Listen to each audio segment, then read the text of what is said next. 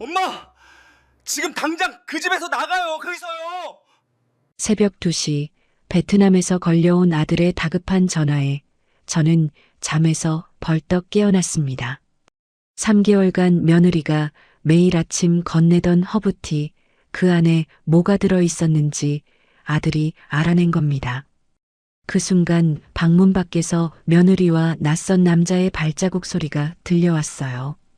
그들이 저에게 무슨 짓을 하려고 했는지 그 소름 끼치는 계략을 지금부터 말씀드리겠습니다. 사연 시작 전 구독과 좋아요를 눌러주시면 그곳에 축복이 가득하시기를 바라겠습니다. 안녕하세요. 제 이름은 윤명숙, 올해 68입니다.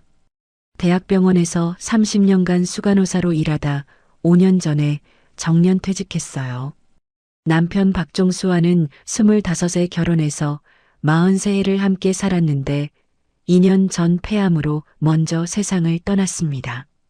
아들 준영이는 대기업 건설사에 다니는데 1년 전부터 베트남 지사로 장기 출장을 나가 있어요.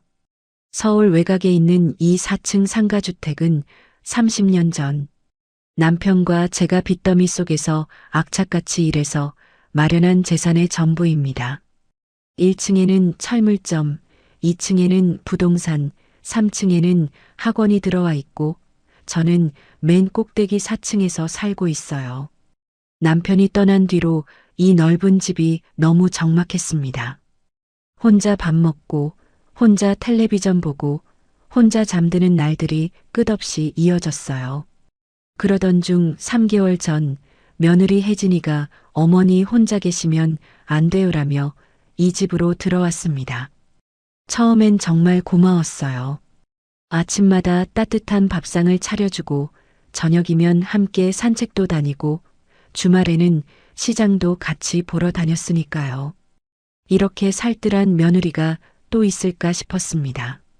그런데 요즘 들어 뭔가 이상합니다. 아침마다 혜진이가 내미는 허브티가 있어요. 라벤더 향이 은은하게 퍼지는 그 차를 저는 늘 감사한 마음으로 받아 마셨습니다.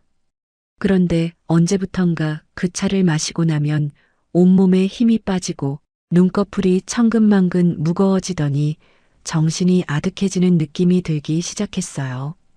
오늘 아침에도 혜진이가 찻잔을 들고 안방으로 들어왔습니다. 하얀 앞치마를 두르고 환하게 웃는 모습이 참 살뜰해 보였죠. 어머니, 요즘 혈색이 안 좋으세요. 이거 드시고 푹 쉬세요. 저는 고맙다며 찻잔을 받았습니다. 따뜻한 김이 제 얼굴을 스쳤어요. 그런데 첫 모금을 입에 머금는 순간 혀끝에서 묘한 금속 맛이 느껴졌습니다. 라벤더 향에 가려진 그 맛은 아주 미세했지만 30년간 종합병원에서 온갖 약물을 다뤄본 제 감각은 분명히 뭔가 이상하다고 속삭였어요. 저는 아무렇지 않은 척 차를 마시며 혜진이의 얼굴을 살폈습니다. 그녀는 여전히 환하게 웃고 있었지만 그 눈동자가 제 입술을 유심히 쫓고 있다는 걸 알아챘어요. 마치 환자가 약을 제대로 삼키는지 확인하는 간호사의 눈빛 같았습니다. 요즘 저는 자꾸 필름이 끊깁니다. 분명히 거실 소파에 앉아서 텔레비전을 보고 있었는데 정신을 차려보면 침대에 누워 있어요. 어젯밤에 무슨 일이 있었는지, 저녁은 뭘 먹었는지 통 기억이 나질 않습니다. 처음에는 68이라는 나이 탓이려니 했어요. 사람이 나이가 들면 건망증이 심해지는 게 당연하니까요. 하지만 이건 단순한 노화가 아닙니다. 기면증과 근육 이완 증상이 동시에 나타나는 건 병원에서 수없이 봐왔던 특정 약물의 부작용이거든요. 졸피뎀이나 벤조디아제핀 계열 약물을 과다 복용했을 때 나타나는 전형적인 증상이에요. 제가 그걸 모를 리가 있겠습니까? 저녁 무렵 베트남에 있는 아들 준영이에게서 영상 통화가 걸려왔습니다. 화면 속 아들의 얼굴이 어딘가 초췌해 보였어요. 준영이가 뭔가 말을 꺼내려는 순간 거실 쪽에서 혜진이의 발자국 소리가 들렸습니다. 준영아, 무슨 일 있어? 제가 물었을 때 혜진이가 슬쩍 화면에 비쳤어요. 그 순간 준영이의 표정이 굳어버렸습니다. 눈동자가 흔들리고 입술이 파르르 떨리더니 황급히 말을 돌렸어요. 아니에요, 엄마. 별일 아니에요. 그냥 건강하세요. 그리고는 통화를 뚝 끊어버렸습니다. 화면이 꺼진 뒤에도 저는 한참을 멍하니 앉아 있었어요. 준영이의 눈빛이 자꾸만 머릿속에서 맴돌았거든요. 그건 분명히 공포에 질린 눈이었습니다. 무언가를 말하고 싶었지만 말하지 못하는 두려움에 사로잡힌 사람의 눈빛이었어요. 그날 밤 저는 잠이 오지 않아 안방 서랍을 열어보았습니다. 남편의 유품인 금색 손목시계와 인감도장이 들어있는 서랍이에요. 물건들은 분명히 그 자리에 있었습니다. 하지만 뭔가 달랐어요. 시계 케이스의 각도가 미묘하게 틀어져 있었고 인감도장통의 방향도 제가 넣어둔 것과 달랐습니다. 저는 30년간 병원에서 일하면서 강박적인 정리정돈 습관이 몸에 배었어요. 물건을 항상 같은 각도로, 같은 방향으로 정리해두죠. 그래서 그 작은 차이를 절대로 놓칠 수가 없었습니다. 누군가 이 서랍을 뒤졌어요. 그때 침대 밑에서 낮은 신음소리가 들렸습니다. 보리였어요. 남편이 돌아가시기 전에 데려온 말티즈 보리가 몸을 잔뜩 웅크린 채 벌벌 떨고 있었습니다. 평소에는 며느리를 잘 따르던 녀석이었는데 언제부턴가 혜진이의 발자국 소리만 들리면 이렇게 침대 밑으로 숨어버렸어요. 동물의 본능은 사람보다 예민한 법이죠. 보리는 뭔가를 느끼고 있는 겁니다. 며칠 뒤 아침 혜진이가 또 허브티를 들고 방으로 들어왔습니다. 그런데 오늘은 평소와 다른 말을 꺼냈어요. 어머니, 어젯밤에 또 거실에서 허공을 보고 혼잣말 하셨어요. 제가 불러도 대답을 안 하시고요. 인터넷에서 찾아보니까 치매 초기 증상일 수도 있대요. 걱정이에요. 저는 심장이 철렁 내려앉았습니다. 어젯밤 저는 분명히 이 방에서 잠들었어요. 거실에 나간 적이 없었습니다. 그런데 혜진이는 제가 허공에 대고 혼잣말을 했다고 말하고 있었어요. 내가 정말 그랬어? 네, 어머니. 돌아가신 아버님 이름을 계속 부르셨어요. 종수 씨 하시면서요. 제 기억에는 전혀 없는 일이었습니다. 순간 등골이 서늘해졌어요. 정말 내가 미쳐가는 걸까? 정말 치매가 시작된 걸까? 저는 그 공포스러운 생각을 떨쳐내려고 애를 썼습니다. 그날 오후 결정적인 일이 벌어졌습니다. 저는 거실 카페 뒤에 앉아서 허브티를 마시고 있었어요. 그런데 갑자기 손이 떨리면서 찻잔을 엎질러 버렸습니다. 카페 뒤로 미지근한 차가 쏟아졌고 그걸 보리가 하차 먹었어요. 저는 미처 막을 틈도 없었습니다. 10분쯤 지났을까요? 보리가 갑자기 비명을 지르듯 낑낑거리더니 사지가 뻣뻣하게 굳어버렸습니다. 입에서 하얀 거품을 물고 온몸이 덜덜덜 경련을 일으켰어요. 눈동자가 뒤집어지고 혀가 축 늘어졌습니다. 보리야. 저는 패닉에 빠지는 대신 수간호사 시절의 본능이 되살아났습니다. 재빨리 부엌으로 달려가 소금물을 만들어 보리의 입에 흘려 넣었어요. 토하게 해야 했습니다. 독을 빼내야 했어요. 보리가 구역질을 하며 토해냈을 때 저는 그 토사물에서 너무나 익숙한 냄새를 맡았습니다. 졸피뎀이나 벤조디아제핀 계열 약물 특유의 쓴 냄새였어요. 병원에서 수없이 맡아왔던 그 냄새를 저는 절대로 잊을 수가 없습니다. 30년간 수간호사를 했으면 눈 감고도 맡을 수 있어요. 의심이 확신으로 바뀌는 순간이었습니다. 혜진이가 매일 아침 저에게 먹이던 그 허브티에는 수면제가 들어있었던 겁니다. 보리를 품에 안고 현관으로 달려갔습니다. 당장 동물병원에 가야 했어요. 그런데 혜진이가 어디선가 나타나 제 팔을 붙잡았습니다. 어머니, 진정하세요. 그냥 체한 거예요. 제가 나중에 병원 데려갈게요. 그녀의 손에서 놀라운 악력이 느껴졌습니다. 얼굴은 여전히 웃고 있었지만 소나기에는 힘이 잔뜩 들어가 있었어요. 손목이 아플 정도였습니다. 저는 소름이 돋았어요. 이 여자가 지금 병원에 가는 걸 막고 있다는 걸 깨달았거든요. 저는 일부러 기력이 없는 척하며 혜진이의 손을 뿌리쳤습니다. 그래, 내 말이 맞겠지.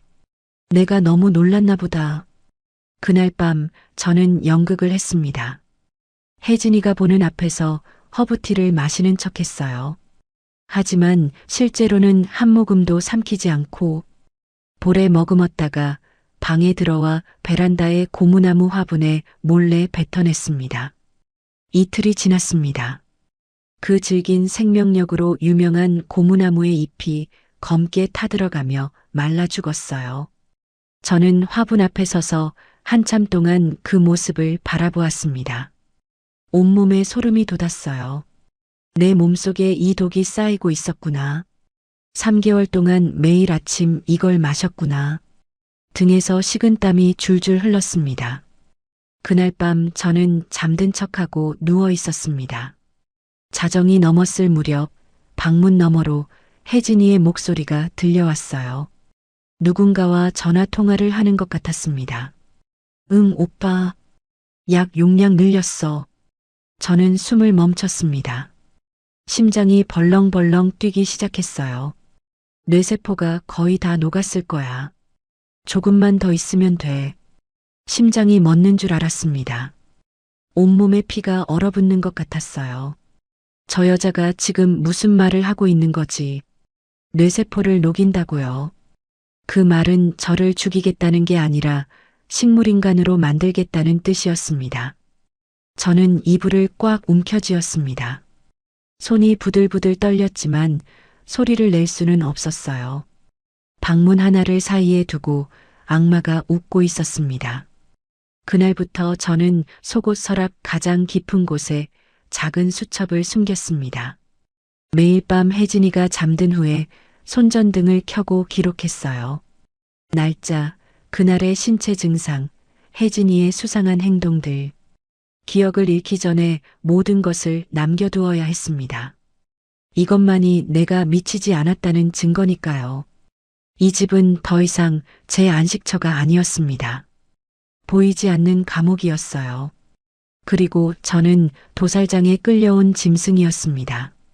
하지만 저는 그냥 늙은 할머니가 아닙니다.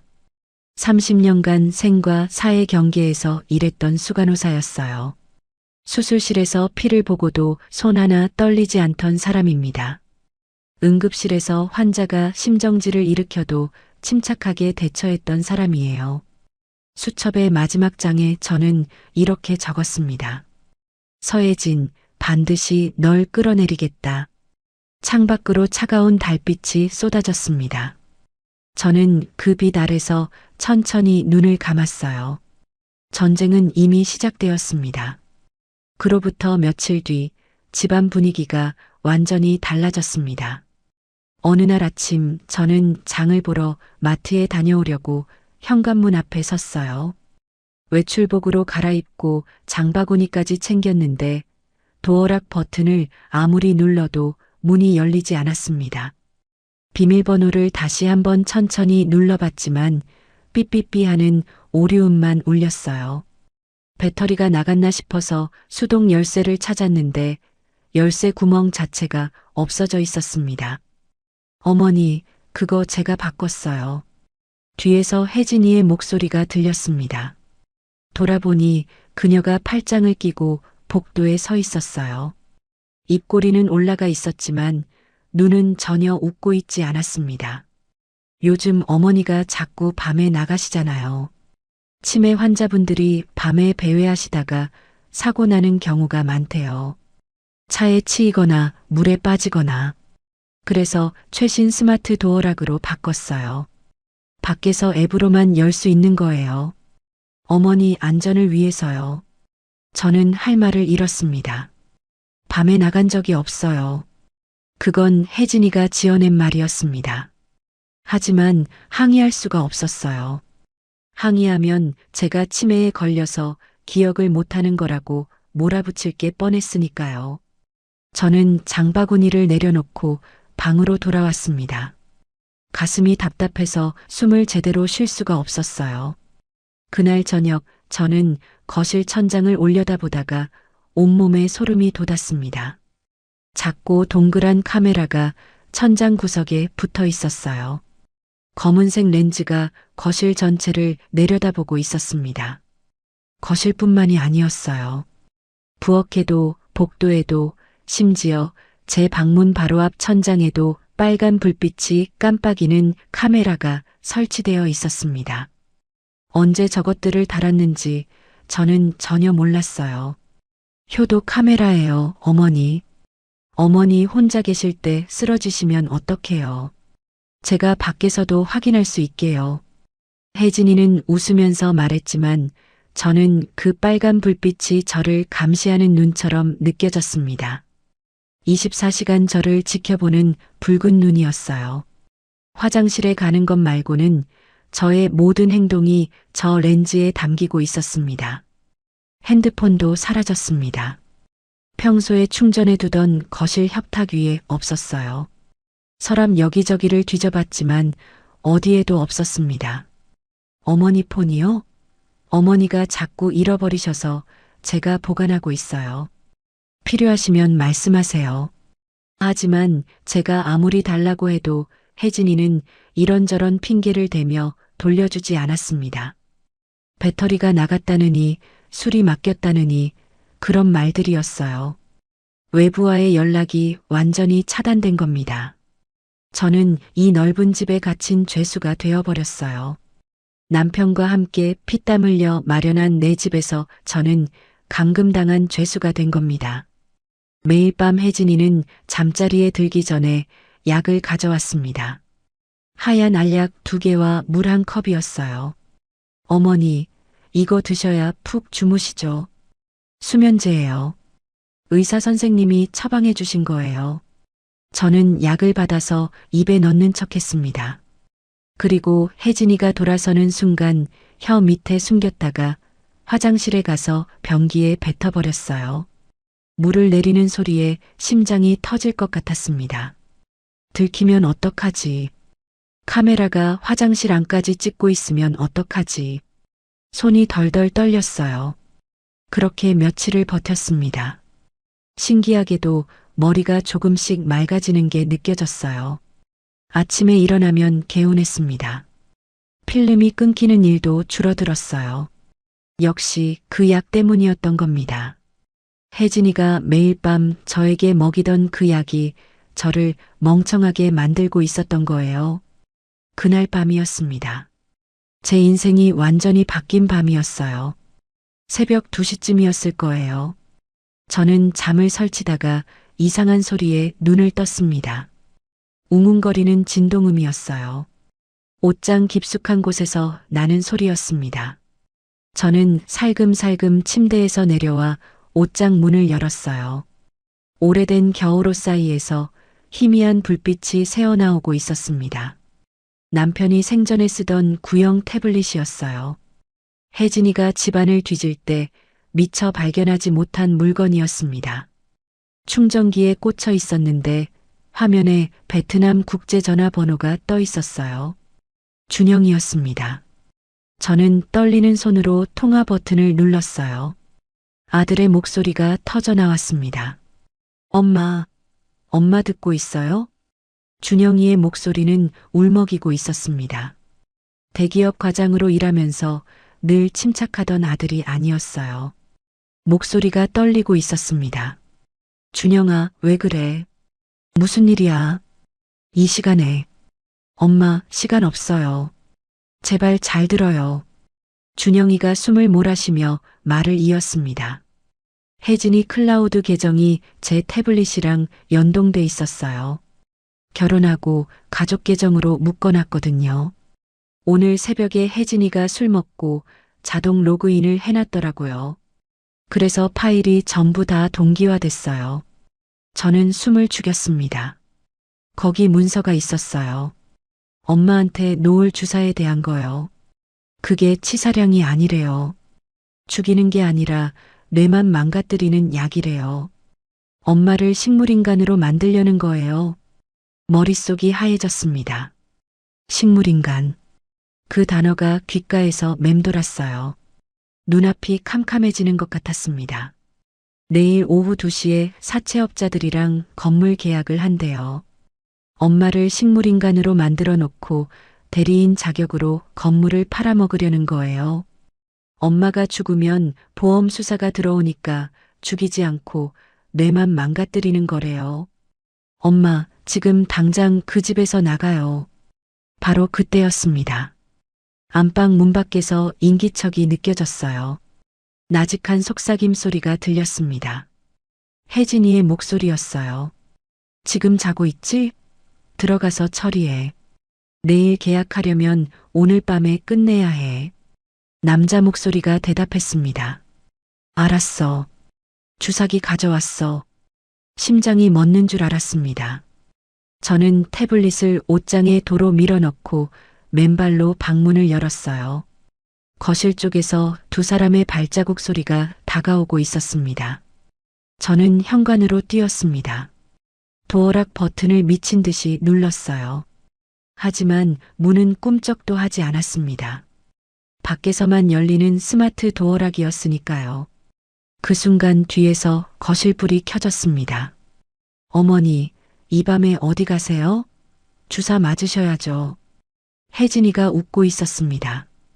평소에 보던 상냥한 미소가 아니었어요. 입꼬리만 올라간 차가운 미소였습니다. 그 옆에 처음 보는 남자가 서 있었어요. 40살쯤 되어 보이는 눈빛이 싸늘한 남자였습니다. 양복을 입고 있었는데 오른손에 주사기가 들려 있었어요. 주사기 안에 투명한 액체가 찰랑거렸습니다. 저는 몸을 돌려 안방으로 뛰어 들어갔습니다. 문을 닫고 잠금 장치를 걸었어요. 그리고 있는 힘껏 장롱을 밀어 문 앞을 막았습니다. 68살 노인의 힘으로는 벅찼지만 살아야 한다는 생각에 온몸에 힘이 솟았어요. 장롱 다리가 마룻바닥에 끌리며 끼익 소리를 냈습니다. 쿵쿵쿵. 문을 두드리는 소리가 울렸습니다. 문 열어. 이 미친 노인네가. 남자의 고함 소리였습니다. 문고리가 덜컹덜컹 흔들렸어요. 저는 베란다로 달려갔습니다. 4층 높이의 베란다였습니다. 난간에 서서 아래를 내려다보니 까마득했어요. 비가 내리고 있었습니다. 차가운 빗줄기가 제 얼굴과 팔을 때렸습니다. 현기증이 났어요. 뒤에서 문짝이 부서지는 소리가 들렸습니다. 경첩이 뜯어지는 소리, 장롱이 밀리는 소리가 났어요. 시간이 없었습니다. 저는 난간을 넘었습니다. 옆에 낡은 에어컨 실외기가 있었어요. 그 위에 발을 딛고 배수관을 잡았습니다. 녹슨 철제 배수관이었어요. 비에 젖어서 미끄러웠습니다. 한 발 한 발 내려갔습니다. 손바닥 피부가 쓸려나가는 게 느껴졌어요. 어깨 관절이 빠질 것 같았습니다. 하지만 멈출 수 없었어요. 이대로 잡히면 저는 식물인간이 됩니다. 30년간 병원에서 봐왔던 식물인간 환자들의 모습이 머릿속을 스쳤어요. 눈을 뜨고 있지만 아무것도 보지 못하는 숨만 쉬는 시체. 저는 그렇게 될 수 없었습니다. 3층을 지나고 2층을 지나고 있었습니다. 그때 손이 미끄러졌어요. 비에 젖은 배수관을 놓쳐버렸습니다. 저는 추락했습니다. 쿵. 1층 철물점의 슬레이트 지붕 위로 떨어졌어요. 왼쪽 발목에서 우두둑 하는 소리가 났습니다. 눈앞이 하얘지는 고통이 밀려왔어요. 비명을 지르고 싶었지만 이를 악물었습니다. 소리를 내면 잡힙니다. 위를 올려다봤습니다. 4층 베란다에서 손전등 불빛이 아래를 비추고 있었어요. 어디 갔어? 찾아. 놓치면 끝장이야. 혜진이의 날카로운 목소리였습니다. 저는 이를 악물고 지붕에서 기어 내려왔어요. 철물점 뒤편에 폐자재가 쌓인 공터가 있었습니다. 저는 진흙탕을 기어서 녹슨 철판 더미 뒤로 몸을 숨겼습니다. 비가 쏟아졌습니다. 온몸이 진흙투성이가 됐어요. 발목에서는 불이 나는 것 같았습니다. 부러진 게 분명했어요. 하지만 저는 숨을 죽이고 웅크렸습니다. 위에서 손전등 불빛이 이리저리 움직였습니다. 한참을 그렇게 찾더니 결국 불빛이 사라졌어요. 투덜거리는 소리와 함께 발자국 소리가 멀어졌습니다. 저는 빗물과 눈물이 뒤섞인 얼굴로 하늘을 올려다봤습니다. 검은 하늘에서 비가 쏟아지고 있었어요. 온몸이 떨렸습니다. 추위 때문인지 공포 때문인지 알 수 없었어요. 하지만 한 가지는 분명했습니다. 살아야 해요. 살아서 저것들에게 복수해야 합니다. 저는 부러진 발목을 끌고 일어섰습니다. 고통이 온몸을 타고 퍼졌지만 이를 악물었어요. 30년간 응급실에서 일하면서 이보다 더한 고통도 봐왔습니다. 저는 버틸 수 있어요. 철물점 뒷문 쪽에서 희미한 불빛이 새어나오고 있었어요. 저는 그 불빛을 향해 한 발 한 발 절뚝거리며 걸어갔습니다. 빗물이 얼굴을 타고 흘러내렸습니다. 눈물인지 빗물인지 구분이 가지 않았어요.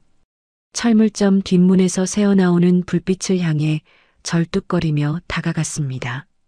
발목에서 뼈가 갈리는 듯한 통증이 밀려왔지만 이를 악물었어요. 멈추면 죽습니다. 아니, 죽는 것보다 더한 일을 당합니다.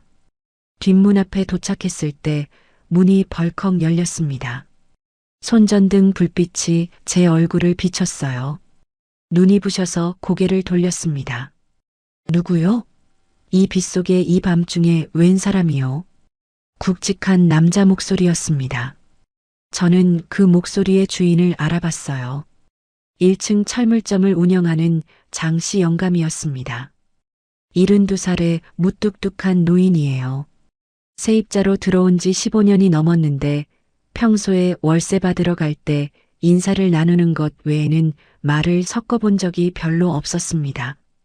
과묵하고 표정이 없어서 무슨 생각을 하는지 도통 알 수 없는 사람이었어요. 장 사장님, 저예요. 4층 건물주 윤명숙이요. 장 씨가 손전등을 낮췄습니다. 그제야 제 모습이 제대로 보였나 봐요. 그의 눈이 휘둥그레졌습니다.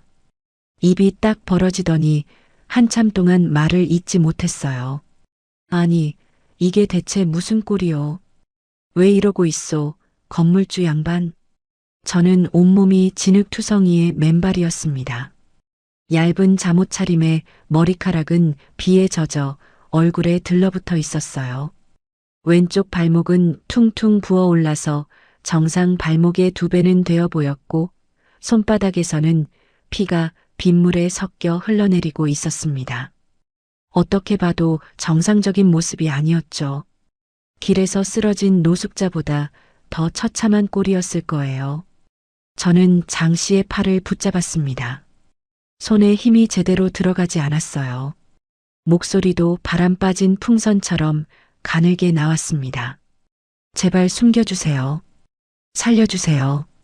저를 좀 숨겨주세요. 제발이요. 그 순간 다리에 힘이 풀리면서 그 자리에 주저앉았어요.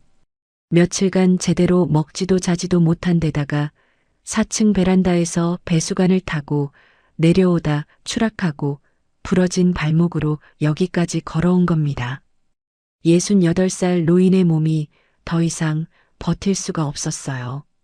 눈앞이 캄캄해지면서 의식이 흐려졌습니다. 장 씨가 재빨리 저를 부축했습니다. 생각보다 팔 힘이 셌어요. 72살이라고는 믿기 힘든 힘이었습니다. 그는 아무 말 없이 저를 가게 안으로 끌어들였습니다. 뒤를 돌아보며 골목을 살피는 것도 잊지 않았어요. 마치 오랫동안 훈련받은 사람처럼 능숙한 움직임이었습니다. 철물점 안은 어두웠습니다.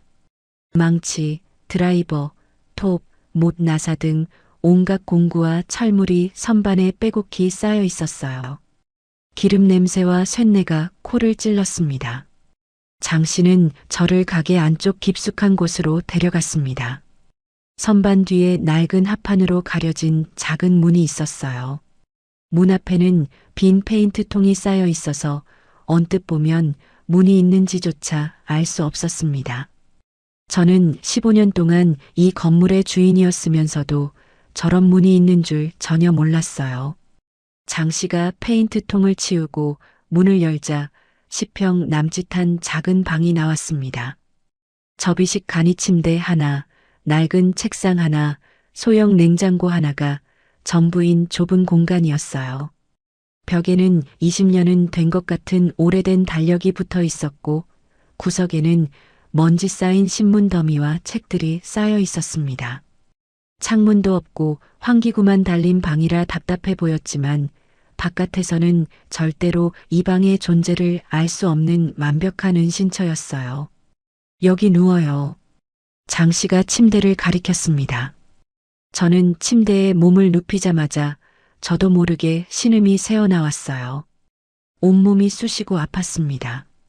특히 발목은 심장이 뛰는 것처럼 욱신욱신거렸어요. 천장을 올려다보니 형광등 불빛이 흐릿하게 보였습니다. 장 씨가 선반에서 구급상자를 가져왔습니다. 빨간색 십자가가 그려진 낡은 철제 상자였어요. 저는 상자를 받아들고 직접 발목을 살폈습니다. 복숭아뼈 위쪽이 퉁퉁 부어 있었고 조심스럽게 누르자 뼈가 어긋나는 느낌이 났습니다. 골절이 확실했어요. 저는 30년간 수간호사를 했으니까 이 정도는 직접 진단할 수 있었습니다. 완전히 부러진 건 아니고 금이 간 정도였어요. 붕대를 꺼내서 발목에 단단히 감았습니다. 부목이 없어서 두꺼운 잡지를 여러 겹으로 접어서 대신 댔어요. 테이프로 꼼꼼하게 고정하고 그 위에 다시 붕대를 감았습니다. 손바닥에 난 상처도 과산화수소로 소독하고 깨끗한 거즈로 감았어요. 배수관을 잡고 내려오다가 피부가 쓸려나간 상처였습니다. 장 씨가 팔짱을 끼고 물끄러미 그 모습을 지켜보고 있었어요. 솜씨가 보통이 아니구먼. 의료인이요? 병원에서 30년 일했어요. 수간호사였습니다. 저는 짧게 대답하고 응급처치를 마쳤습니다. 이제야 겨우 숨을 돌릴 수 있었어요. 긴장이 풀리니까 온몸이 사시나무처럼 떨렸습니다. 이가 딱딱 부딪히는 소리가 났어요. 장 씨가 구석에서 낡은 담요를 꺼내 제 몸에 덮어주었습니다. 그리고 접이식 의자를 끌어와 제 맞은편에 앉았어요. 팔짱을 끼고 저를 뚫어지게 쳐다봤습니다. 눈빛이 예사롭지 않았어요. 그냥 철물점 주인의 눈빛이 아니었습니다. 마치 뭔가를 신문하는 사람의 눈빛 같았어요. 이제 말해보시오. 대체 무슨 일이 있었던 거요? 새벽에 이 꼴로 여기까지 온 이유가 뭐요? 저는 깊은 한숨을 내쉬고 처음부터 이야기하기 시작했습니다. 3개월 전 며느리 혜진이가 이 집에 들어온 일부터요.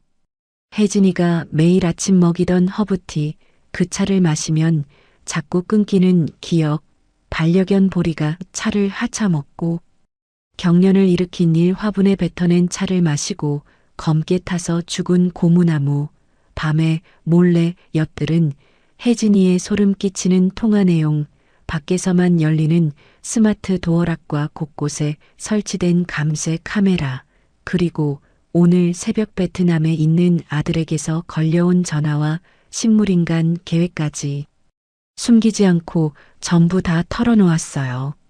장 씨는 중간에 한 번도 말을 끊지 않았습니다. 가만히 듣고만 있었어요. 표정 하나 변하지 않았습니다. 고개를 끄덕이지도 눈을 찌푸리지도 않았어요. 그냥 가만히 들었습니다. 제 이야기가 끝나자 그가 천천히 입을 열었습니다. 증거가 있소? 저는 젖은 잠옷 주머니를 뒤졌습니다. 축축하게 젖은 작은 수첩이 나왔어요. 매일 밤 혜진이 몰래 손전등을 켜고 기록해둔 수첩이었습니다. 글씨가 번져서 읽기 힘들었지만 대부분의 내용은 알아볼 수 있었어요. 그리고 또 하나 쓰레기통에서 몰래 주워둔 작은 갈색 약병이 나왔습니다. 이거요. 혜진이가 허브티에 탄 약이 들어있던 병이에요. 쓰레기통에 버린 걸 주워뒀어요. 그리고 이 수첩에 3개월 동안 있었던 일을 날짜별로 다 적어뒀습니다. 장 씨가 약병을 받아들었습니다. 천장에 형광등 불빛에 비춰보더니 천천히 고개를 끄덕였어요. 내 촉이 맞았구먼. 네. 그 며느리 말이요. 처음 이사 왔을 때부터 눈깔이 마음에 안 들었어. 웃는데 눈이 안 웃더라고. 입만 웃고 눈은 차갑게 사람을 훑어보는 눈이었어. 사람 눈은 절대로 못 속여. 35년간 그런 눈을 가진 놈들을 잡아왔으니까 내가 귀신같이 안다오. 장 씨가 자리에서 일어나 낡은 서랍장을 열었습니다. 그 안에서 빛바랜 사진 한 장을 꺼냈어요. 젊은 시절의 장 씨가 경찰 제복을 입고 있는 사진이었습니다. 가슴에 훈장이 여러 개 달려 있었고 옆에는 경찰청장과 함께 찍은 사진도 있었어요. 강력계 형사로 35년 일했소. 살인 사건만 200건 넘게 수사했어. 연쇄살인범도 3놈 잡았고 은퇴하고 여기서 철물점이나 하며 조용히 살려고 했는데 저는 놀라서 장 씨를 다시 봤습니다. 그래서 눈빛이 그렇게 날카로웠던 거군요. 그래서 제 말을 중간에 끊지 않고 끝까지 들었던 거예요. 수사관의 습관이었던 겁니다. 35년간 증인과 용의자의 진술을 들어온 사람이니까요. 고맙습니다, 장 사장님. 정말 고맙습니다.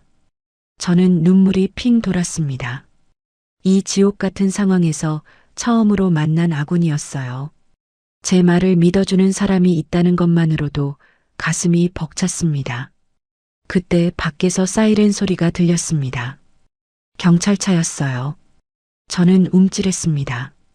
장 씨가 손을 들어 저를 진정시켰어요. 가만히 있어요. 여기 꼼짝 말고 있어. 내가 나갈 테니. 장 씨가 쪽문을 닫고 나갔습니다. 저는 숨을 죽이고 귀를 기울였어요.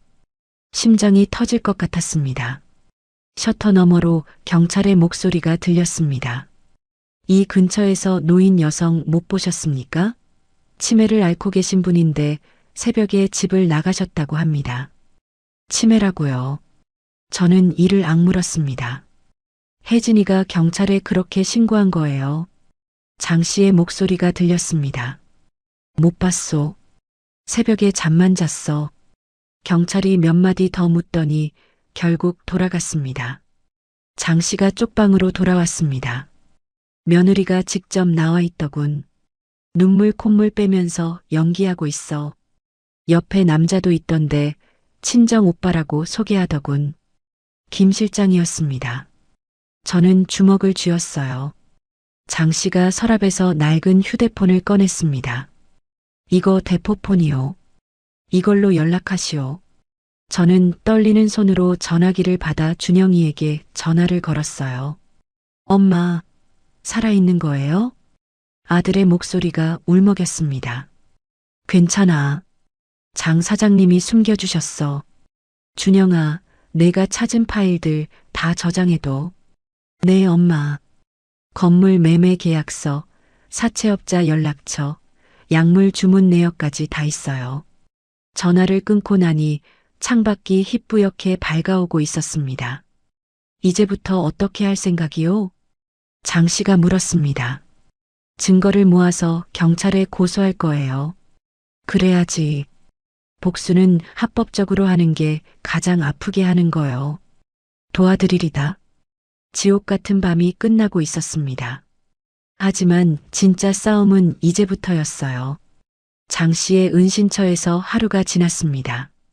10평 남짓한 쪽방은 좁고 답답했지만 목숨을 부지할 수 있다는 것만으로도 감사했어요.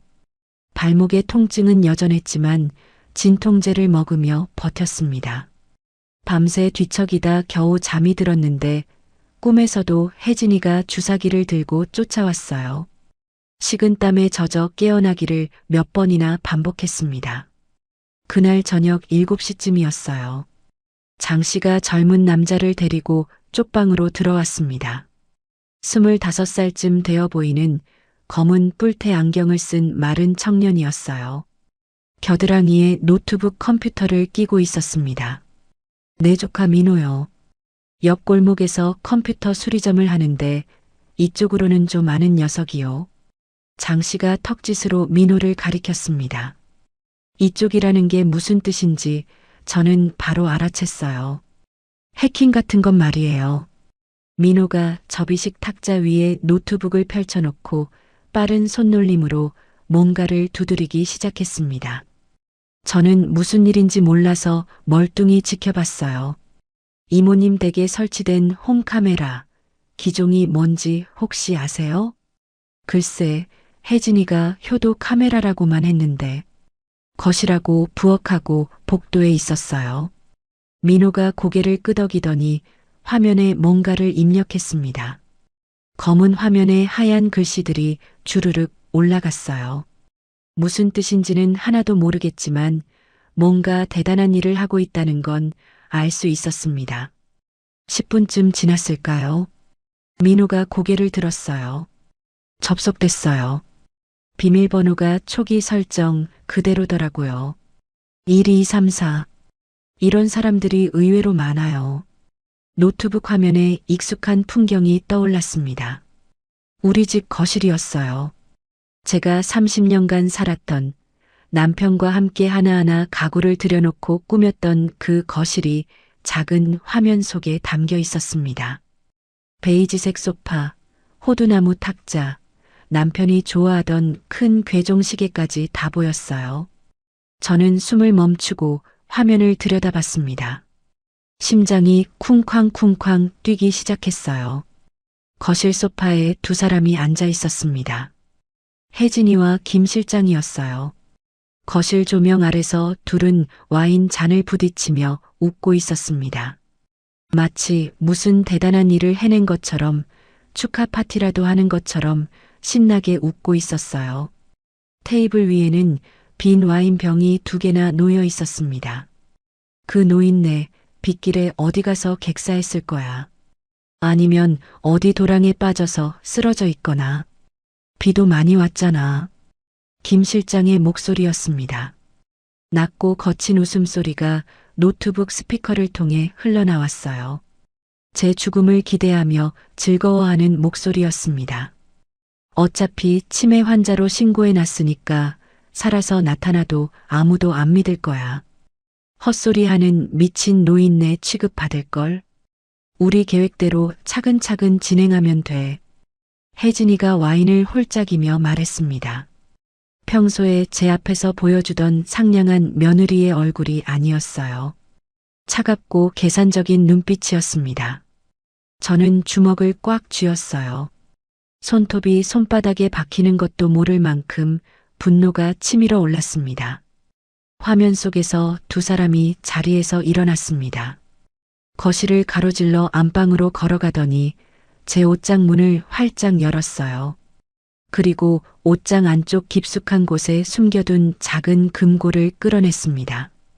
남편이 생전에 중요한 서류와 귀중품을 보관하던 금고였어요. 비밀번호는 저와 남편만 알고 있었는데 어떻게 알아냈는지 금고 앞에서 버튼을 눌렀습니다. 하지만 열리지 않았어요. 김 실장이 짜증스러운 표정으로 공구 가방에서 드라이버와 망치를 꺼냈습니다. 그리고 금고를 마구 두드리기 시작했어요. 쾅, 쾅, 쾅. 금속이 찌그러지고 부서지는 소리가 났습니다. 저는 눈을 질끈 감았다가 다시 떴어요. 외면할 수가 없었습니다. 저것은 제 금고이고 저 안에는 제 인생이 들어 있었으니까요. 금고 문이 열렸습니다. 김 실장이 안에 있는 것들을 하나씩 꺼냈어요. 남편과 제가 제주도로 신혼여행 갔을 때 찍은 흑백 사진, 준영이가 태어났을 때 입혔던 노란색 배냇저고리, 그리고 땅 문서와 건물 등기권리증 서류 뭉치였습니다. 30년간 모은 제 인생의 전부가 저 손에 들려 있었어요. 김 실장이 남편의 사진을 바닥에 내던졌습니다. 액자 유리가 산산이 깨지는 소리가 났어요. 그리고 구두발로 사진을 밟았습니다. 사각사각 유리 부서지는 소리가 스피커를 통해 들려왔어요. 남편의 얼굴 위로 구두 자국이 생기는 게 보였습니다. 이 영감탱이가 돈은 많이 남겼네. 고마워라. 죽어서 효도하는구만. 혜진이가 킬킬거리며 웃었습니다. 그녀는 제 옷장을 열더니 제 외출복을 하나씩 꺼내 들었어요. 보라색 비단 블라우스와 검은색 정장 치마를 골랐습니다.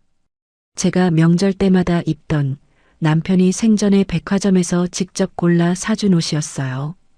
혜진이가 그 옷을 자기 몸에 대보더니 거울 앞에서 한 바퀴 빙그르르 돌았습니다. 어때? 나 건물주 사모님 같아? 김 실장이 박수를 치며 웃었어요. 완벽해. 그 복장으로 내일 모레 계약하면 되겠다. 대역 할머니한테도 비슷한 옷 입혀야겠네.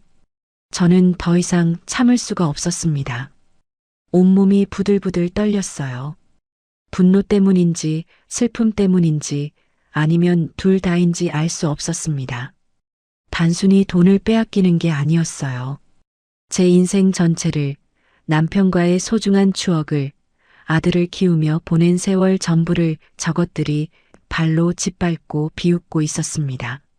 눈물이 왈칵 쏟아질 것 같았지만 이를 악물고 꾹 참았어요. 장 씨가 제 어깨에 투박한 손을 얹었습니다. 지금 다 녹화하고 있소. 저것들이 하는 말 하나하나가 전부 증거가 되니까 참으시오. 분노는 나중에 법정에서 쏟아내면 돼요. 저는 고개를 끄덕였습니다. 복수를 위해서는 증거가 필요했습니다. 그때 제 대포폰이 울렸습니다. 베트남에서 걸려온 준영이의 전화였어요. 엄마, 혜진이 클라우드에서 찾은 파일 정리 다 했어요. 지금 이메일로 보낼게요. 민호가 이메일을 열어서 파일을 받았습니다. 화면에 여러 개의 문서가 떴어요. 첫 번째는 혜진이의 금융거래 내역이었습니다. 2년 전에 다단계 코인 투자에 3억 원을 넣었다가 전부 날린 기록이 있었어요.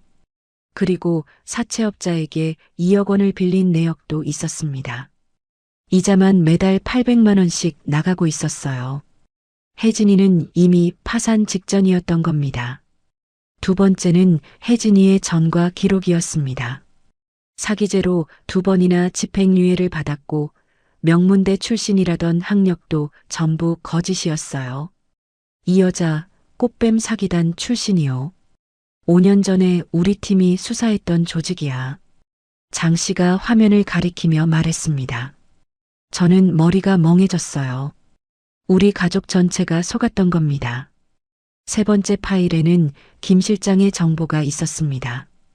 본명 김민수, 43살, 보험살인 미수 전력이 있는 자였어요. 자기 부인을 식물인간으로 만들려다 실패한 전력이 있었습니다. 이놈이 이번 일의 설계자야. 혜진이를 앞세워서 건물주를 노린 거지. 장 씨의 목소리가 낮고 단단해졌습니다. 화면 속에서 김 실장이 갑자기 고개를 들었습니다. 근데 이상하다. 1층 철물점 영감, 아까 눈빛이 이상했어. 내려가서 확인해 볼게. 저는 심장이 덜컥 내려앉았습니다. 밖에서 셔터를 두드리는 소리가 났습니다. 계세요? 4층 며느리인데요. 혜진이의 목소리였습니다. 저는 숨을 죽였어요. 심장 소리가 너무 커서 밖에까지 들릴 것 같았습니다. 한참을 두드리다가 발자국 소리가 멀어졌습니다. 더 이상 숨어만 있을 수 없어요. 내일 모레가 계약일이에요. 저는 장 씨를 바라보며 말했습니다. 그래요. 이제 우리가 공격할 차례요. 제 마음속에 불꽃이 타올랐습니다. 더 이상 쫓기는 사냥감이 아니었어요. 이제 제가 사냥꾼이 될 차례였습니다. 창밖은 이미 깜깜했습니다. 하지만 제 마음은 그 어느 때보다 또렷했어요. 30년간 병원에서 수많은 환자를 돌봤습니다. 삶과 죽음의 경계에서 수없이 많은 사람들을 봐왔어요. 그래서 저는 알고 있었습니다. 진짜 싸움은 포기하지 않는 사람이 이긴다는 것을요. 장 씨가 구석에서 소주병 2개를 꺼냈습니다. 그리고 종이컵에 술을 따랐어요. 한잔하시오. 내일부터 바빠질 테니까. 저는 종이컵을 받아들었습니다. 싸구려 소주였지만 목구멍을 타고 내려가는 그 맛이 어찌나 시원하던지요. 온몸에 힘이 도는 것 같았습니다. 장 사장님 정말 고맙습니다. 남보다 못한 며느리한테 이렇게 당하고 있을 때 손 내밀어 주신 거 평생 잊지 않을게요. 장 씨가 피식 웃었습니다. 고마워하긴. 나도 35년간 저런 놈들 잡으면서 밥 먹고 살았소. 은퇴했다고 그 버릇이 없어지겠소? 그리고 건물주 양반이 무사해야 내 장사도 되는 거 아니겠소? 무뚝뚝한 말투였지만 그 안에 담긴 따뜻함이 느껴졌어요. 저는 눈시울이 뜨거워졌습니다. 이 지옥 같은 상황에서 만난 한 줄기 빛이었어요. 민호가 노트북을 정리하며 말했습니다. 이모님, 홈카메라 녹화 파일 전부 저장해뒀어요. 그리고 혜진이 씨 통화 기록도 일부 확보했어요. 사채업자랑 통화한 내역이 있는데 내일 오후 2시에 계약하기로 했다는 내용이에요. 내일 오후 2시? 저는 벌떡 일어났습니다. 시간이 없었어요. 네. 계약 장소는 이모님 댁 거실이에요. 사채업자 쪽에서 사람 3명이 온대요. 장 씨가 턱을 쓸며 생각에 잠겼습니다. 사채업자까지 낀 거면 보통 일이 아니구먼. 독사파 같은 놈들이면 서류만 맞으면 묻지도 따지지도 않고 건물을 삼켜버려. 그래서 대역을 쓰려는 거야. 저는 주먹을 불끈 쥐었습니다. 그럼 어떻게 해야 하죠?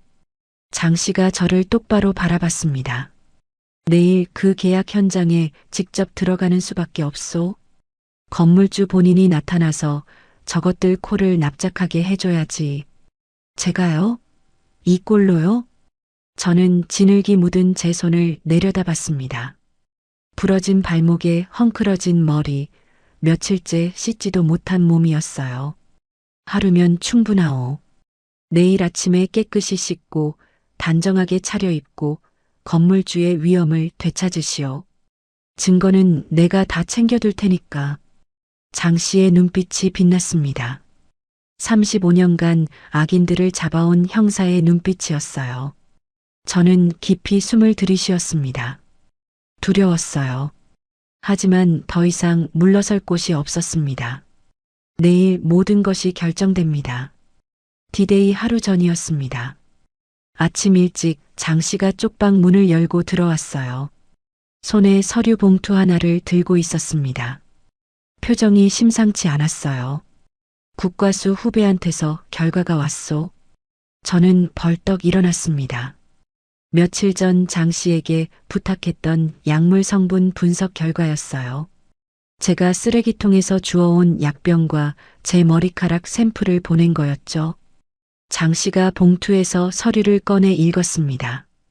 졸피뎀, 알프라졸람, 그리고 케타민 성분이 검출됐소. 농도가 치사량 직전이요.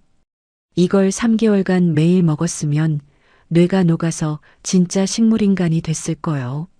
저는 온몸에 소름이 돋았습니다. 케타민이라니. 그건 마약류로 분류되는 약물이에요. 병원에서 근무할 때 수술실에서나 쓰던 것이었습니다. 혜진이가 대체 어디서 그런 걸 구한 걸까요? 이거면 살인 미수로 고소할 수 있어. 확실한 증거요. 장 씨의 말에 저는 고개를 끄덕였습니다. 가슴이 벅찼어요. 드디어 증거를 손에 넣은 겁니다. 하지만 문제가 하나 있었습니다. 혜진이는 저를 치매 환자로 신고해놨어요.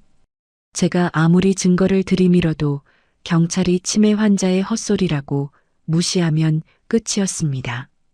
제가 치매가 아니라는 걸 증명해야 해요. 저는 장 씨에게 말했습니다. 장 씨가 잠시 생각하더니 고개를 끄덕였어요. 옆 동네에 아는 신경정신과가 있소. 거기서 인지 능력 검사를 받으시오. 내가 데려다 줄게. 1시간 뒤 저는 장 씨의 낡은 봉고차를 타고 옆 동네로 향했습니다. 혹시 모를 상황에 대비해서 장 씨가 준비해준 가발과 선글라스를 썼어요. 누가 봐도 다른 사람처럼 보이게 변장을 한 거죠. 혜진이가 제 얼굴을 뉴스에 뿌려놨으니까요. 치매 걸린 시어머니를 찾는다면서요. 신경정신과에 도착해서 2시간 동안 검사를 받았습니다. 기억력 테스트, 인지 능력 테스트, 언어 능력 테스트까지. 의사 선생님이 결과지를 보더니 고개를 갸웃거렸어요. 환자분, 치매는커녕 동년배 평균보다 인지 능력이 높으신데요. 어디가 불편하셔서 오신 건가요? 저는 속으로 쾌재를 불렀습니다. 역시 그랬어요. 제가 미친 게 아니었던 겁니다. 혜진이가 약을 먹여서 일시적으로 기억이 끊긴 것뿐이었어요. 의사에게 사정을 간략히 설명하고 정상 판정 진단서를 받아왔습니다. 이제 저는 공식적으로 치매 환자가 아니었어요. 철물점으로 돌아오니 민호가 노트북 앞에 앉아 있었습니다. 화면에 뭔가를 띄워놓고 있었어요. 이모님, 동네 부동산에서 정복했어요. 혜진이 씨가 건물을 시세의 반값에 급매물로 내놨대요. 25평짜리 상가 4층 건물이 시세로 치면 20억은 하는데 10억에 내놨다더라고요. 저는 눈이 휘둥그레졌습니다. 반값이라고요. 그건 정상적인 거래가 아니었어요. 매수자가 누군데요? 그게요, 일반 매수자가 아니에요. 독사파라고 악질 사채업자 조직이래요. 서류만 맞으면 묻지도 따지지도 않고 건물을 삼킨대요. 그래서 대역을 써도 통과되는 거예요. 독사파. 저는 그 이름을 가슴에 새겼습니다. 저것들이 내 집을 노리고 있는 거예요. 대역이라고 했죠? 그 대역이 누군지 알아냈어요? 민호가 고개를 끄덕였습니다. 역전 시장 근처에서 구걸하던 할머니래요. 혜진이 씨가 돈을 주고 섭외했대요. 5만 원 받고 계약서에 도장만 찍으면 된다고 꼬드겼다네요. 저는 한숨이 나왔습니다. 불쌍한 분이에요. 그 할머니는 자기가 무슨 일에 휘말리는지도 모르고 있을 거예요. 그때 대포폰이 울렸습니다. 베트남에서 걸려온 준영이의 전화였어요. 엄마, 영사관 공증 다 받았어요. 지금 이메일로 보낼게요. 민호가 이메일을 열었습니다. 첨부 파일이 3개 있었어요. 첫 번째는 법적 권한 위임장이었습니다. 준영이가 저를 대신해서 모든 법적 조치를 취할 수 있도록 한 문서였어요. 베트남 영사관 직인까지 찍혀 있었습니다. 두 번째는 고소장이었습니다. 서혜진과 김민수를 살인 미수, 특수사기, 감금 혐의로 고소하는 내용이었어요. 준영이가 직접 작성한 거였습니다. 세 번째는 영상 파일이었습니다. 저는 떨리는 손으로 재생 버튼을 눌렀어요. 화면에 준영이의 얼굴이 나타났습니다. 눈이 퉁퉁 부어 있었어요. 울었던 게 분명했습니다. 엄마, 미안해요. 정말 미안해요. 아들의 목소리가 떨렸습니다. 제가 혜진이를 데려온 거잖아요. 제가 속아서 결혼한 거잖아요.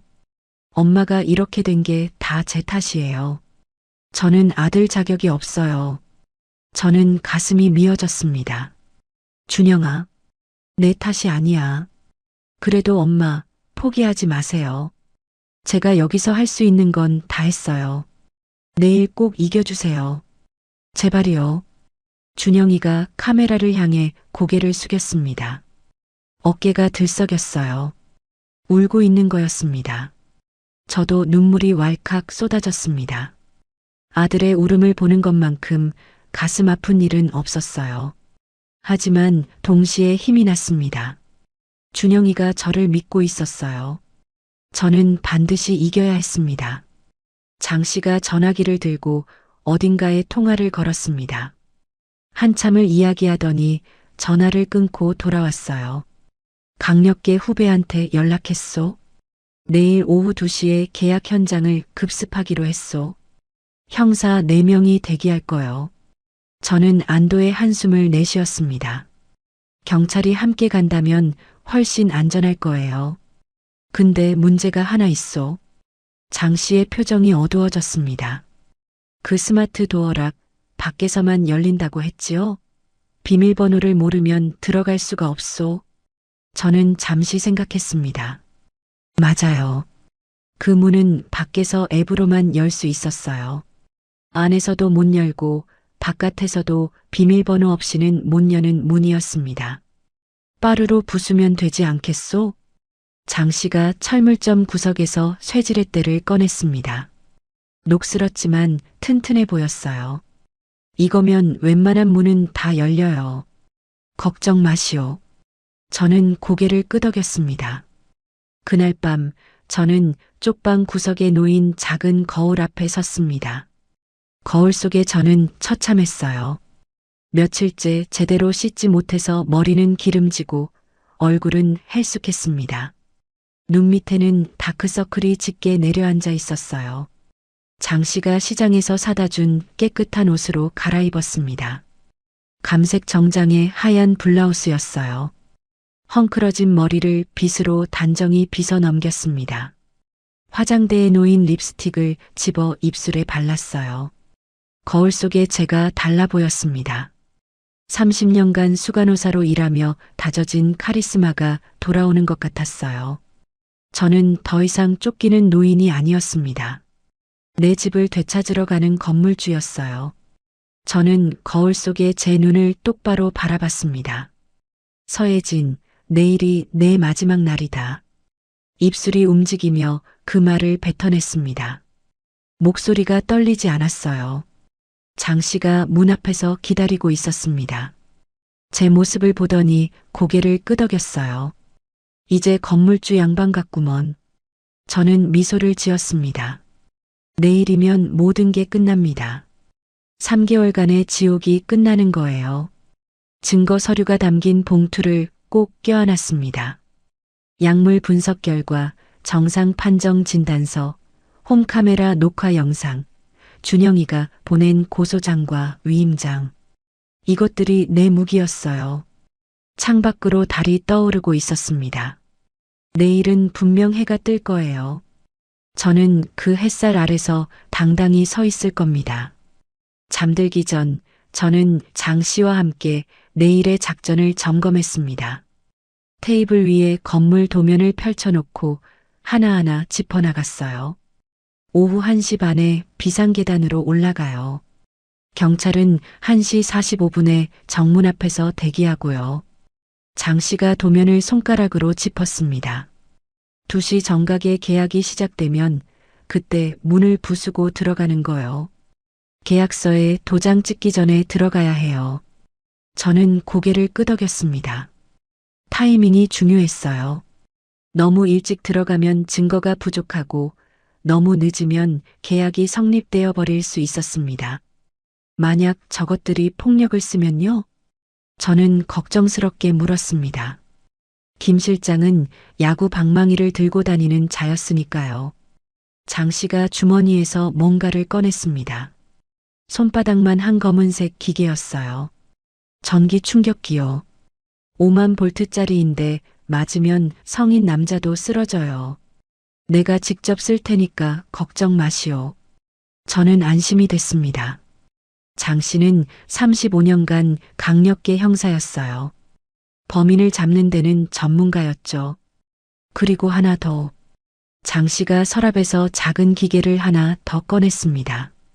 녹음기였어요. 이걸 주머니에 넣고 들어가시오. 저것들이 하는 말 전부 녹음하는 거요. 법정에서 쓸 수 있어요. 저는 녹음기를 받아들었습니다. 손안에 쏙 들어오는 작은 크기였어요. 저는 정장 안주머니에 녹음기를 넣었습니다. 준비물 다시 점검합시다. 장 씨가 테이블 위에 물건들을 하나씩 짚었어요. 약물 분석 결과서 있어요. 인지 능력 정상 판정 진단서 있어요. 홈 카메라 녹화 영상이 담긴 USB 있어요. 고소장과 위임장 사본 있어요. 녹음기. 저는 가슴을 톡톡 쳤습니다. 여기 있어요. 장 씨가 고개를 끄덕였습니다. 완벽하오. 이제 푹 자시오. 내일은 긴 하루가 될 거요. 저는 간이 침대에 누웠습니다. 하지만 잠이 오지 않았어요. 천장을 바라보며 내일 있을 일을 머릿속으로 시뮬레이션 했습니다. 문을 부수고 들어가면 혜진이가 뭐라고 할까요? 김 실장은 어떻게 나올까요? 대역 할머니는 어떤 표정을 지을까요? 사채업자들은 몇 명이나 있을까요? 가슴이 두근거렸습니다. 두려웠어요. 하지만 더 이상 물러설 곳은 없었습니다. 저는 베개 밑에 손을 넣어 준영이의 사진을 꺼냈습니다. 탈출할 때 겨우 챙겨온 사진이었어요. 준영이가 대학 입학할 때 찍은 사진이었습니다. 환하게 웃고 있는 아들의 얼굴을 바라봤어요. 준영아, 엄마가 꼭 이길게. 저는 속삭이듯 말했습니다. 사진 속에 준영이가 웃고 있었어요. 그때 남편 얼굴이 떠올랐습니다. 종수 씨, 2년 전에 먼저 떠난 내 남편. 만약 종수 씨가 살아있었다면 이런 일이 일어나지 않았겠죠. 아니, 종수 씨가 살아있었다면 혜진이 같은 여자가 우리 집에 발도 못 들였을 거예요. 여보, 나 지켜봐줘요. 저는 천장을 향해 말했습니다. 마치 종수 씨가 거기 있는 것처럼요. 눈물이 한 줄기 흘러내렸습니다. 하지만 슬픈 눈물이 아니었어요. 결의에 찬 눈물이었습니다. 새벽 3시가 넘어서야 겨우 잠이 들었습니다. 꿈속에서 저는 거실에 서 있었어요. 혜진이가 제 앞에 무릎을 꿇고 있었습니다. 김 실장은 수갑을 차고 끌려가고 있었어요. 그리고 준영이가 달려와서 저를 안았습니다. 좋은 꿈이었어요. 저는 그 꿈을 현실로 만들 겁니다.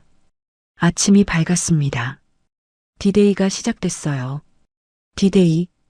오후 1시 반. 저는 장 씨와 함께 건물 뒤편 비상계단 앞에 서 있었습니다. 심장이 미친 듯이 뛰고 있었어요. 손에는 증거 서류가 담긴 봉투를 꽉 쥐고 있었습니다. 주머니 속 녹음기는 이미 작동 중이었어요. 긴장되시오? 장 씨가 낮은 목소리로 물었습니다. 그의 손에는 쇠지렛대가 들려 있었어요. 네. 하지만 괜찮아요. 저는 깊이 숨을 들이쉬었습니다. 발목은 여전히 아팠지만 진통제 덕분에 버틸만 했어요. 비상계단을 한 칸씩 올라갔습니다. 2층, 3층을 지나 4층에 도착했어요. 비상문 너머로 웅성거리는 소리가 들렸습니다. 여러 사람의 목소리였어요. 저는 비상문 틈새로 복도를 살폈습니다. 현관문이 열려 있었어요. 안쪽으로 사람들의 그림자가 보였습니다. 시계를 봤습니다. 1시 50분. 10분 뒤면 계약이 시작됩니다. 그때 장 씨의 휴대폰이 진동했어요. 문자 메시지였습니다. 경찰이 정문 앞에 도착했소. 신호 기다리고 있대요. 저는 고개를 끄덕였습니다. 모든 준비가 끝났어요. 2시 정각이 됐습니다. 거실 쪽에서 목소리가 들려왔어요. 자, 그럼 계약 시작하겠습니다. 낯선 남자 목소리였습니다. 사채업자인 것 같았어요. 여기 건물주 되시는 분이시죠? 신분증 확인하겠습니다. 잠시 침묵이 흘렀습니다. 그리고 떨리는 노인의 목소리가 들렸어요. 네. 여기요. 저는 귀를 의심했습니다. 저 목소리는 제 목소리가 아니었어요. 비슷하게 흉내는 냈지만 완전히 다른 사람이었습니다. 대역 할머니였어요. 좋습니다. 그럼 계약서 낭독하겠습니다. 저는 장 씨를 바라봤습니다. 장 씨가 고개를 끄덕였어요. 지금이었습니다. 장 씨가 빠르를 들어 올렸습니다. 비상문 자물쇠에 빠르를 끼워 넣고 힘껏 비틀었어요. 쇠가 부러지는 소리와 함께 문이 열렸습니다. 저는 복도를 가로질러 현관으로 달려갔습니다. 현관문은 이미 열려 있었어요. 저는 거실로 뛰어들어갔습니다. 계약 중지. 제 목소리가 거실에 울려 퍼졌습니다. 거실 안의 모든 시선이 저를 향했어요. 테이블 주위에 6명이 앉아 있었습니다. 혜진이가 있었어요. 화장을 진하게 한 얼굴이 순간 일그러졌습니다. 눈이 휘둥그레지더니 입이 딱 벌어졌어요. 김 실장도 있었습니다. 검은 양복을 입고 테이블 끝에 앉아 있었어요. 제가 나타나자 의자에서 벌떡 일어났습니다. 사채업자 쪽 사람은 3명이었어요. 양복을 차려입은 중년 남자들이었습니다. 그들은 서로 얼굴을 쳐다보며 어리둥절한 표정을 지었어요. 그리고 테이블 맞은편에 한 노인이 앉아 있었습니다. 머리가 희끗희끗한 여자 노인이었어요. 낡은 한복을 입고 있었는데 옆에 빈 와인 잔이 놓여 있었습니다. 그녀의 눈빛은 초점이 없었어요. 어딘가 멍한 표정이었습니다. 술에 취해 있는 것 같았어요. 어머니? 혜진이가 벌떡 일어났습니다. 목소리가 떨리고 있었어요. 뭐야? 어떻게 살아있어? 김 실장이 의자를 쓰러뜨리며 뒤로 물러났습니다. 얼굴이 하얗게 질려 있었어요. 저는 테이블 앞으로 천천히 걸어갔습니다. 발목이 아팠지만 절뚝거리지 않으려고 애썼어요. 당당하게 걸어야 했습니다. 내가 누군지 아시겠습니까? 저는 사채업자 쪽을 향해 말했습니다. 저는 윤명숙입니다. 이 건물의 진짜 주인이요. 사채업자 중 제일 나이 들어 보이는 남자가 눈을 가늘게 떴어요. 뭐요? 그럼 저 할머니는 누구요? 저는 테이블 맞은편에 앉아 있는 노인을 가리켰습니다. 저분은 대역이에요. 돈 받고 저인 척하는 가짜요. 대역 할머니가 고개를 들었습니다. 술에 취한 눈이 저를 바라봤어요. 그녀는 뭐가 뭔지 모르는 것 같았습니다. 혜진이에게 속아서 여기 온 거겠죠. 거짓말이야. 혜진이가 소리쳤습니다. 목소리가 날카로웠어요. 저 여자가 가짜예요. 우리 시어머니는 치매에 걸려서 정신이 이상한 사람이에요. 경찰에 실종 신고도 해놨다고요. 저는 봉투에서 서류 한 장을 꺼냈습니다. 이건 신경정신과에서 받은 인지 능력 검사 결과예요. 제가 치매가 아니라는 공식 진단서입니다. 저는 사채업자 앞에 서류를 놓았어요. 그가 서류를 집어들고 읽었습니다. 인지 기능 정상이라고 써 있네요. 혜진이의 얼굴이 일그러졌습니다. 하지만 곧 다시 표정을 바꿨어요. 그건 위조한 거예요. 저 여자가 돈으로 산 가짜 서류라고요. 저는 2번째 서류를 꺼냈습니다. 이건 국립과학수사연구원에서 보낸 약물 분석 결과예요. 이 여자가 저한테 먹인 허브티에서 졸피뎀, 알프라졸람, 케타민이 검출됐습니다. 저를 식물인간으로 만들려고 3개월간 독을 먹인 거예요. 저는 혜진이를 똑바로 바라봤습니다. 그녀의 얼굴에서 핏기가 사라지고 있었어요. 그리고 이것도 있어요. 저는 USB를 꺼내 들었습니다. 이건 저희 집에 설치된 홈카메라 녹화 영상이에요. 이 여자가 저를 죽이려는 계획을 세우고 제 금고를 부수고 제 남편 사진을 발로 밟는 장면이 다 찍혀 있습니다. 사채업자들이 서로 얼굴을 쳐다봤어요. 분위기가 완전히 달라졌습니다. 잠깐만요. 제일 나이 든 사채업자가 손을 들었습니다. 상황이 좀 복잡해졌는데요. 우리는 합법적인 거래를 하려고 온 거예요. 이런 사기극에 휘말릴 생각 없습니다. 그가 옆 사람들에게 눈짓을 했어요. 3명이 자리에서 일어났습니다. 계약은 없던 걸로 하죠. 우리는 빠집니다. 사채업자들이 서류를 챙겨 현관 쪽으로 걸어갔습니다. 혜진이가 달려가 그들의 앞을 막았어요. 잠깐요. 가시면 안 돼요. 계약해야 한다고요. 하지만 사채업자는 혜진이를 밀쳐내고 현관문으로 나갔습니다. 문이 쾅 닫혔어요. 거실에는 저와 장 씨, 혜진이와 김 실장, 그리고 대역 할머니만 남았습니다.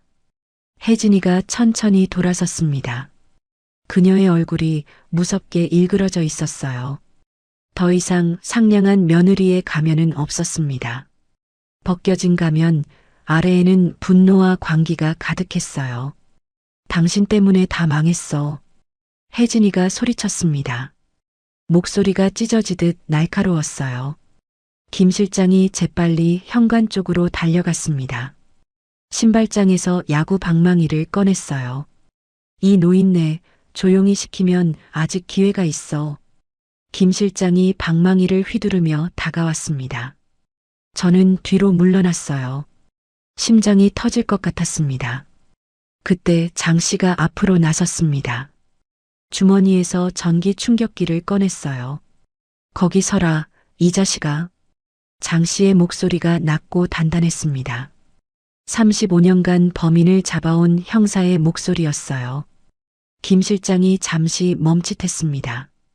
하지만 곧 비웃듯 웃었어요. 뭐야, 이 노인네가. 장난감 들고 뭘 어쩌겠다고? 김 실장이 방망이를 높이 들어 올렸습니다. 장 씨를 내려치려는 순간이었어요. 장 씨가 재빠르게 몸을 낮추며 전기 충격기를 김 실장의 옆구리에 갖다 댔습니다. 파직 하는 소리와 함께 푸른 불꽃이 튀었어요. 김 실장이 비명을 지르며 쓰러졌습니다. 방망이가 바닥에 굴러떨어졌어요. 그는 바닥에서 몸을 뒤틀며 신음했습니다. 혜진이가 비명을 질렀습니다. 오빠. 그녀가 현관 쪽으로 뛰어갔어요. 도망치려는 거였습니다. 하지만 현관문이 벌컥 열렸습니다. 경찰 4명이 우르르 들어왔어요. 움직이지 마. 경찰이다. 혜진이가 멈춰섰습니다. 그녀의 얼굴에 절망이 스쳤어요. 경찰 1명이 바닥에 쓰러진 김 실장에게 수갑을 채웠습니다. 또 1명이 혜진이의 양팔을 잡고 뒤로 꺾었어요. 서혜진 씨, 살인 미수 및 특수사기 혐의로 체포합니다. 혜진이가 발버둥 쳤습니다. 나요. 나 아무것도 안 했어. 억울해. 하지만 경찰은 그녀의 손목에 차갑게 수갑을 채웠어요. 저는 그 모습을 지켜보며 가슴이 벅찼습니다. 눈물이 왈칵 쏟아졌어요. 기쁨의 눈물인지 안도의 눈물인지 알 수 없었습니다. 3개월간의 악몽이 끝났습니다. 저는 소파에 주저앉았습니다. 다리에 힘이 풀렸어요. 모든 긴장이 한꺼번에 풀리면서 온몸이 떨렸습니다. 장 씨가 다가와서 제 어깨를 두드렸어요. 수고했소, 건물주 양반. 이겼소.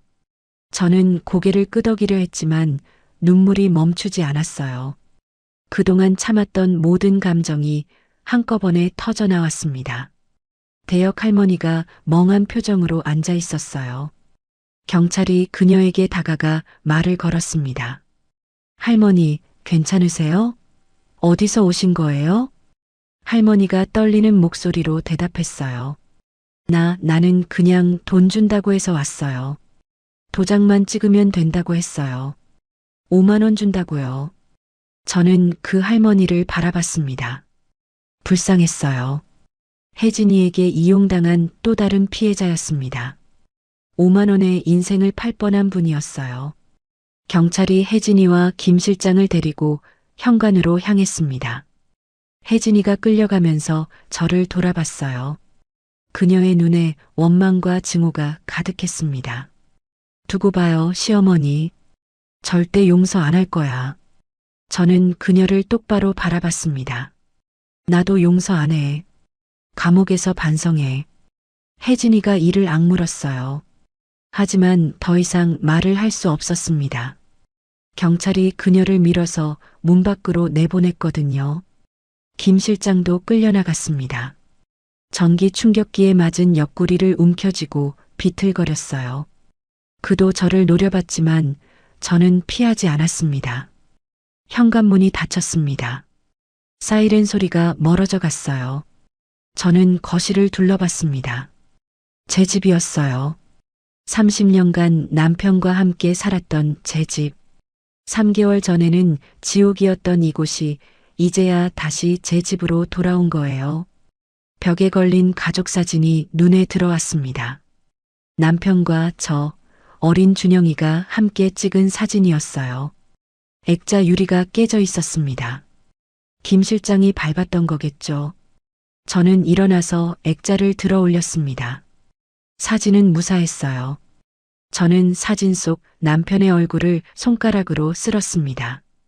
여보, 이겼어요. 우리 집 지켰어요. 눈물이 사진 위로 떨어졌습니다. 그때 대포폰이 울렸어요. 베트남에서 걸려온 준영이의 전화였습니다.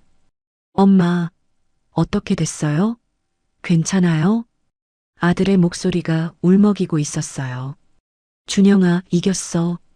엄마가 이겼어. 전화기 너머로 준영이의 울음소리가 들렸습니다. 저도 함께 울었어요. 한참을 그렇게 울다가 준영이가 말했습니다. 엄마, 내일 당장 비행기 타고 갈게요. 기다려요. 그래, 준영아. 엄마 여기 있을게. 전화를 끊고 나니 장 씨가 옆에 서 있었습니다. 이제 어떻게 하실 거요? 저는 창밖을 바라봤어요. 해가 서쪽으로 기울고 있었습니다. 오후 5시가 넘었어요. 길고 긴 하루였습니다. 우선 집을 치워야겠어요. 저것들이 어질러 놓은 것 좀 정리하고요. 저는 거실을 둘러봤어요. 여기저기 흩어진 서류들, 깨진 액자, 쓰러진 의자들, 엉망이었습니다. 그리고 내일 경찰서 가서 정식으로 고소해야죠. 준영이가 보내준 고소장 가지고요. 장 씨가 고개를 끄덕였습니다. 내가 같이 가주겠소. 절차가 복잡할 테니까. 저는 장 씨를 바라봤어요. 이 무뚝뚝한 노인이 아니었으면 저는 오늘 여기 서 있지 못했을 겁니다. 장 사장님 정말 고마워요. 평생 잊지 않을게요. 장 씨가 손을 내저었어요. 고마워하긴. 나도 재밌었소. 은퇴하고 심심했는데 오랜만에 피가 끓더군. 그가 피식 웃었습니다. 무뚝뚝한 얼굴에 잠깐 웃음이 스쳤어요. 저는 창문을 열었습니다. 시원한 바람이 불어왔어요. 3개월 만에 맞는 자유의 공기였습니다. 내일 준영이가 옵니다. 모레는 경찰서에 갑니다. 그리고 그 다음은 법정이겠죠. 아직 끝난 게 아니었어요. 진짜 싸움은 이제부터였습니다. 하지만 저는 더 이상 두렵지 않았어요. 저는 이미 이겼으니까요. 혜진이와 김 실장이 체포된 다음 날이었습니다. 아침 9시 저는 인천공항으로 향했어요. 준영이가 베트남에서 돌아오는 날이었습니다. 장 씨가 직접 봉고차를 몰아 저를 공항까지 데려다 줬어요. 입국장 앞에서 기다리는 동안 가슴이 두근거렸습니다. 1년 만에 보는 아들이었어요. 마지막으로 봤을 때는 건강하고 당당한 모습이었는데 화상 통화로 본 아들의 얼굴은 초췌하기 그지없었거든요. 입국장 문이 열렸습니다. 사람들이 쏟아져 나왔어요. 저는 눈을 크게 뜨고 아들을 찾았습니다. 그때 저 멀리서 캐리어를 끌고 나오는 사람이 보였어요. 준영이었습니다. 아들은 수염도 안 깎고 눈이 퉁퉁 부어 있었어요. 셔츠는 구겨져 있었고 얼굴은 헬쑥했습니다. 그래도 제 아들이었어요. 살아서 여기 있는 제 아들이었습니다. 엄마, 준영이가 저를 발견하고 달려왔어요. 저도 뛰어갔습니다. 발목이 아팠지만 신경 쓸 겨를이 없었어요. 준영이가 저를 끌어안았습니다. 아들의 품에서 땀 냄새와 비행기 냄새가 났어요. 하지만 상관없었어요. 제 아들의 냄새였으니까요. 엄마, 미안해요. 정말 미안해요. 준영이가 제 어깨에 얼굴을 묻고 울기 시작했어요. 저도 눈물이 쏟아졌습니다. 공항 한복판에서 모자가 서로 끌어안고 울었어요. 지나가는 사람들이 쳐다봤지만 아무래도 좋았습니다. 준영아, 내 잘못 아니야. 울지 마. 엄마가 그런 일을 당하는 동안 저는 아무것도 몰랐어요. 저는 최악의 아들이에요. 아니야. 내가 보내준 증거들 덕분에 이긴 거야. 넌 최고의 아들이야. 저는 아들의 등을 토닥였어요. 한참을 그렇게 울다가 겨우 진정했습니다. 집으로 돌아오는 길에 준영이에게 그동안 있었던 일을 자세히 들려줬어요. 처음 허브티를 마시고 기억이 끊기기 시작했던 것부터 보리의 발작, 배수관을 타고 탈출했던 것, 장 씨의 도움으로 은신하고 장거를 모았던 것까지 전부요. 준영이는 말없이 듣고 있었어요. 가끔 주먹을 불끈 쥐거나 이를 악물거나 한숨을 내쉬었습니다.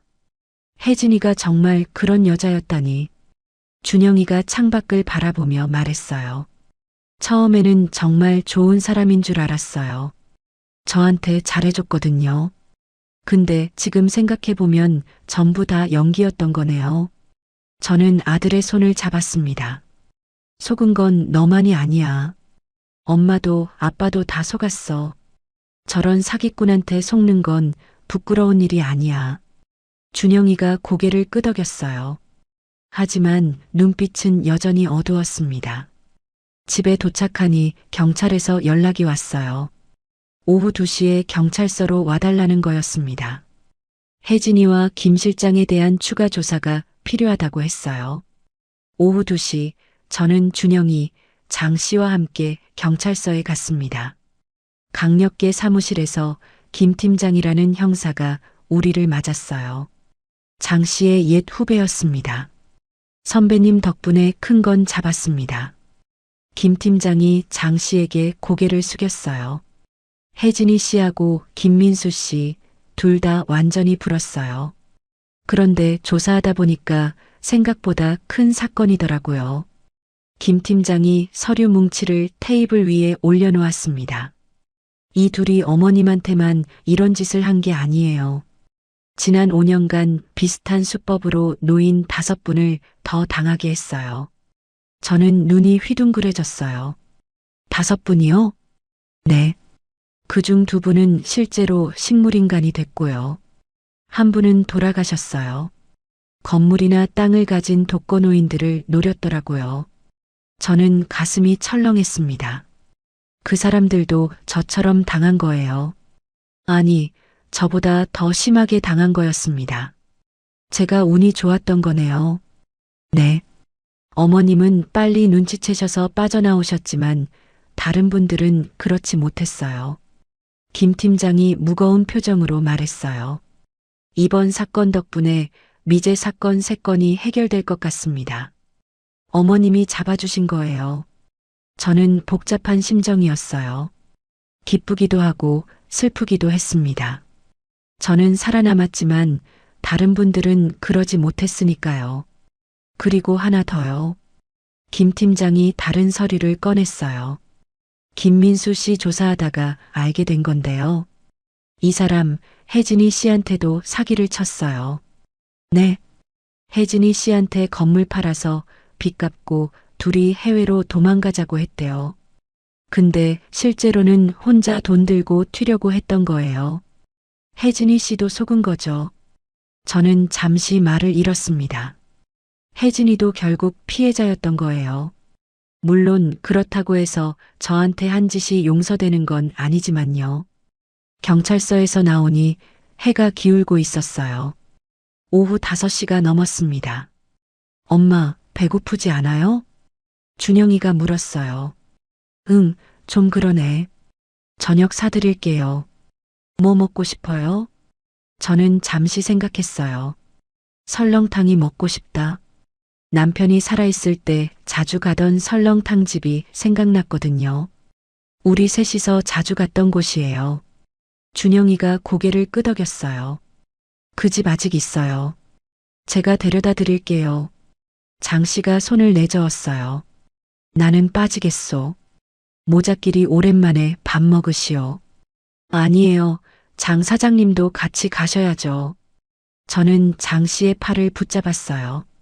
장 사장님 아니었으면 저 여기 없었어요. 같이 가요. 장 씨가 멋쩍은 표정을 지었어요. 하지만 결국 따라왔습니다. 설렁탕집에 앉아서 뜨끈한 국밥을 먹었어요. 며칠 만에 먹는 제대로 된 식사였습니다. 국물이 목을 타고 내려가자 온몸이 따뜻해졌어요. 준영이가 밥을 먹다 말고 말했어요. 엄마, 저 이혼할 거예요. 저는 젓가락을 멈췄습니다. 혜진이가 감옥에 가든 안 가든 상관없어요. 저는 더 이상 저 여자 남편이고 싶지 않아요. 저는 아들을 바라봤어요. 준영이의 눈에 결의가 서려 있었습니다. 그래, 내 인생이야. 내가 결정해. 고마워요, 엄마. 준영이가 다시 밥을 먹기 시작했어요. 저도 국밥을 떠먹었습니다. 창밖으로 저녁 노을이 붉게 물들고 있었어요. 긴 악몽이 끝나고 새로운 날이 시작되고 있었습니다. 이제 법정 싸움만 남았어요. 하지만 저는 두렵지 않았습니다. 제 곁에 아들이 있고 든든한 조력자가 있었으니까요. 설렁탕을 다 먹고 나서 준영이가 입을 열었어요. 엄마, 저 회사에 사직서 냈어요. 저는 깜짝 놀랐습니다. 뭐라고? 내 대기업 다니는 거 아니었어? 네. 베트남 지사장 자리까지 올라갔었는데요. 근데 이번 일 겪으면서 생각이 많이 바뀌었어요. 준영이가 찻잔을 손으로 감싸며 말했어요. 저 엄마 곁에 있을래요. 1년 내내 해외에 있으면서 엄마한테 무슨 일이 생겨도 모르고 있었잖아요. 그게 너무 후회돼요. 저는 가슴이 뭉클했어요. 하지만 한편으로는 걱정도 됐습니다. 준영아, 내 커리어는 어떻게?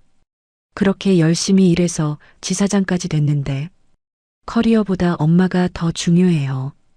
돈은 다시 벌면 되는데 엄마는 한 분뿐이잖아요. 준영이의 눈가가 붉어졌어요. 저도 코끝이 시큰해졌습니다. 장 씨가 기침을 하며 끼어들었어요. 그래, 효자 좋지. 근데 먹고 사는 건 해결해야 하지 않겠소? 그건 생각이 있어요. 준영이가 장 씨를 바라봤어요. 우리 건물 1층에 빈 점포가 하나 있잖아요. 거기서 뭔가 해볼까 해요. 엄마 모시면서 할 수 있는 일로요. 저는 귀가 번쩍 뜨였어요. 1층 점포? 거긴 원래 세탁소였는데 작년에 폐업하고 비어있지. 네. 거기서 작은 카페 같은 거 해볼까 해요. 엄마가 원하시면 같이 운영해도 되고요. 준영이가 수줍게 웃었어요. 68살의 카페라니. 생각해 본 적도 없었습니다. 내가 카페를 할 수 있을까? 엄마 30년간 병원에서 수백 명 관리하셨잖아요. 카페 하나 못 하실 리가요. 준영이의 말에 저도 모르게 웃음이 나왔어요. 그래, 한번 생각해 볼게. 밖으로 나오니 밤 공기가 서늘했습니다. 가로등 불빛 아래서 세 사람이 나란히 걸었어요. 장 사장님, 앞으로 월세는 제가 깎아드릴게요. 저는 장 씨에게 말했어요. 무슨 소리요? 그럴 필요 없소. 아니에요. 사장님 아니었으면 저 지금 식물인간 됐을 거예요. 월세 반으로 깎아드릴 테니까 받으세요. 장 씨가 손을 내저었지만 저는 단호했어요. 집에 도착하니 밤 9시가 넘었습니다. 준영이가 짐을 풀고 거실 소파에 앉았어요. 엄마, 보리는 어떻게 됐어요? 저는 한숨을 쉬었어요. 보리. 허브티를 할라먹고 발작을 일으켰던 우리 강아지. 장 사장님 조카분이 임시로 맡아줬어.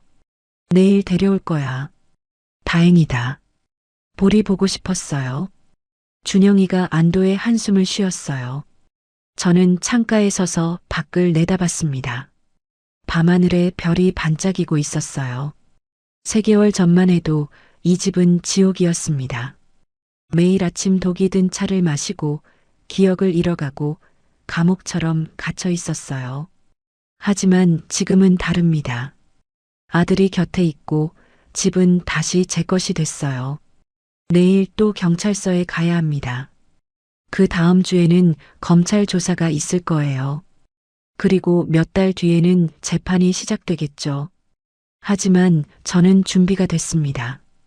혜진이와 김 실장이 저지른 모든 죄를 법정에서 낱낱이 밝힐 거예요. 저뿐만 아니라 다른 피해자들을 위해서도요. 준영이가 제 옆으로 다가왔어요. 엄마, 뭐 봐요? 별. 저는 하늘을 가리켰어요. 내 아빠가 저기서 우릴 보고 있을 것 같아서. 준영이도 하늘을 올려다봤어요. 우리 둘은 한참 동안 말없이 별을 바라봤습니다. 아빠도 기뻐하실 거예요. 엄마가 이겼으니까. 그래, 그럴 거야. 저는 준영이의 어깨에 손을 얹었어요. 따뜻했습니다. 내일은 또 다른 싸움이 기다리고 있었습니다. 하지만 오늘 밤만큼은 이 평화를 즐기고 싶었어요. 3개월간의 지옥이 끝났습니다. 그리고 새로운 인생이 시작되고 있었어요. 6개월이 흘렀습니다. 서울중앙지방법원 제12호 법정. 저는 방청석 맨 앞줄에 앉아 있었어요. 옆에는 준영이가, 그 옆에는 장 씨가 앉아 있었습니다. 법정 안은 숨소리조차 들릴 만큼 조용했어요. 재판장이 서류를 넘기며 판결문을 읽기 시작했습니다. 피고인 서혜진을 징역 15년에 처한다. 피고인 김민수를 징역 18년에 처한다. 저는 숨을 멈췄습니다. 15년, 18년. 길고 긴 형량이었어요. 피고인들은 공모하여 피해자에게 독극물을 투여하고 재산을 편취하려 했으며 이전에도 동일한 수법으로 다수의 피해자를 양산했다. 그 죄질이 극히 불량하고 반성의 기미도 보이지 않으므로 엄벌에 처한다. 재판장의 목소리가 법정에 울려 퍼졌습니다. 피고인석에 앉은 혜진이가 고개를 떨궜어요. 수의를 입은 그녀의 모습은 6개월 전 제 집에서 와인을 마시며 웃던 모습과 완전히 달랐습니다. 머리는 부스스하고 얼굴은 헬쑥했어요. 화장기 없는 맨 얼굴이 처참해 보였습니다. 한때는 상냥한 며느리 행세를 하며 저를 속였던 여자였는데 이제는 그 가면이 완전히 벗겨져 있었어요. 김 실장도 고개를 숙이고 있었어요. 재판 내내 뻔뻔하게 굴던 그도 판결이 나오자 어깨가 축 처졌습니다. 독사 같던 눈빛도 사라지고 그저 늙은 죄수의 모습만 남아 있었어요. 저는 그들을 바라보며 복잡한 감정이 들었어요. 분노도 있었고 안도도 있었고 어딘가 허무함도 있었습니다. 3개월간 저를 지옥으로 몰아넣었던 사람들이 이제 감옥에 갑니다. 하지만 그렇다고 해서 제가 잃어버린 시간이 돌아오는 건 아니었어요. 약에 취해 비틀거리던 날들, 기억이 끊기던 공포, 배수관을 타고 내려오던 절망. 그 모든 것이 머릿속에서 스쳐 지나갔습니다. 법정을 나서니 기자들이 우르르 몰려왔습니다. 카메라 플래시가 터지고 마이크가 제 앞에 들이밀어졌어요. 피해자 윤명숙 씨, 소감 한 말씀 해주세요. 앞으로 계획이 있으신가요? 저는 잠시 망설였습니다. 뭐라고 말해야 할지 몰랐어요. 준영이가 제 팔을 잡고 기자들 사이를 헤치고 나갔습니다. 차에 올라타고 나서야 한숨을 내쉬었어요. 끝났습니다. 정말로 끝난 거예요. 엄마, 괜찮아요? 준영이가 걱정스러운 눈으로 물었어요. 응, 괜찮아. 이제 진짜 끝났구나. 저는 창밖을 바라봤습니다. 법원 건물이 점점 멀어졌어요. 저 건물에서 6개월간의 싸움이 끝났습니다. 집으로 돌아오는 길에 우리는 1층 점포 앞에서 차를 세웠습니다. 점포 앞에 새 간판이 달려 있었어요. 명숙이네 다방. 준영이가 직접 디자인한 간판이었습니다. 빨간색 바탕에 하얀 글씨가 선명했어요. 간판 옆에는 작은 화분이 놓여 있었는데 노란 개나리가 피어 있었습니다. 오늘 개업 첫날인데 손님이 많이 올까요? 준영이가 긴장한 표정으로 물었어요. 글쎄, 동네 사람들이 좀 와주겠지. 저는 점포 문을 열었습니다. 안에서 고소한 커피 향이 퍼져나왔어요. 점포 안은 아담했습니다. 테이블 4개, 카운터 하나, 그리고 벽에는 오래된 사진들이 걸려 있었어요. 남편과 제가 신혼여행 때 제주도에서 찍은 사진, 준영이가 초등학교 입학할 때 찍은 사진, 그리고 장 씨와 함께 찍은 사진까지. 이 모든 게 제 인생이었습니다. 테이블 위에는 작은 꽃병이 놓여 있었고 창가에는 레이스 커튼이 햇살에 흔들리고 있었어요. 어머, 여기가 명숙이네 다방이에요? 문이 열리며 누군가 들어왔어요. 동네 슈퍼 사장님이었습니다. 머리에 파마를 하고 밝은 분홍색 점퍼를 입은 분이었어요. 맞아요. 오늘 개업이에요. 어서 오세요. 아이고, 축하해요. 커피 한 잔 주세요. 진하게요. 저는 카운터 뒤로 들어가 커피를 내렸어요. 30년간 병원에서 수간호사로 일했는데 이제는 다방 사장이 됐습니다. 인생이 참 묘했어요. 커피 머신에서 뜨거운 물이 내려가는 소리를 들으며 저는 미소를 지었습니다. 손님이 하나둘 늘어났습니다. 동네 어르신들이 소문을 듣고 찾아오셨어요. 다들 저를 걱정해 주시던 분들이었습니다. 명숙 씨, 텔레비전에서 봤어요. 정말 고생 많았네. 아이고, 그래도 잘 이겨내셨네요. 대단해요. 앞으로는 좋은 일만 생길 거예요. 저는 손님들에게 커피를 대접하며 이야기를 나눴어요. 오랜만에 느껴보는 따뜻함이었습니다. 오후 3시쯤 특별한 손님이 찾아왔어요. 역전 시장 근처에서 구걸하던 할머니였습니다. 혜진이에게 속아서 대역을 맡았던 분이요. 낡은 한복을 입고 문 앞에서 머뭇거리고 계셨어요. 아이고, 사장님. 할머니가 고개를 숙이며 말했어요. 저는 얼른 다가갔습니다. 어머, 어서 오세요. 들어오세요. 제가 여길 와도 되나요? 저 때문에 사장님이 고생하셨는데. 할머니의 눈가가 붉어졌어요. 저는 할머니의 손을 잡았습니다. 뼈만 앙상하게 남은 손이었어요. 할머니 잘못이 아니에요. 할머니도 속은 거잖아요. 들어오셔서 따뜻한 거 드세요. 저는 할머니를 안으로 모셨어요. 가장 따뜻한 창가 자리에 앉히고 단팥죽을 한 그릇 내왔습니다. 이거 공짜예요. 마음껏 드세요. 할머니가 눈물을 글썽이며 단팥죽을 떠먹었어요. 저도 마음이 찡했습니다. 근데 할머니, 지금 어디서 지내세요? 역전 쪽 쪽방이요. 월세가 3달째 밀려서 곧 나가야 해요. 갈 데가 없어요. 저는 잠시 생각했어요. 그리고 결심했습니다. 할머니, 우리 4층에 방 하나 비었어요.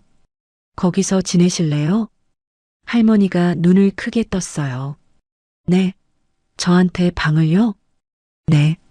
월세도 안 받을게요.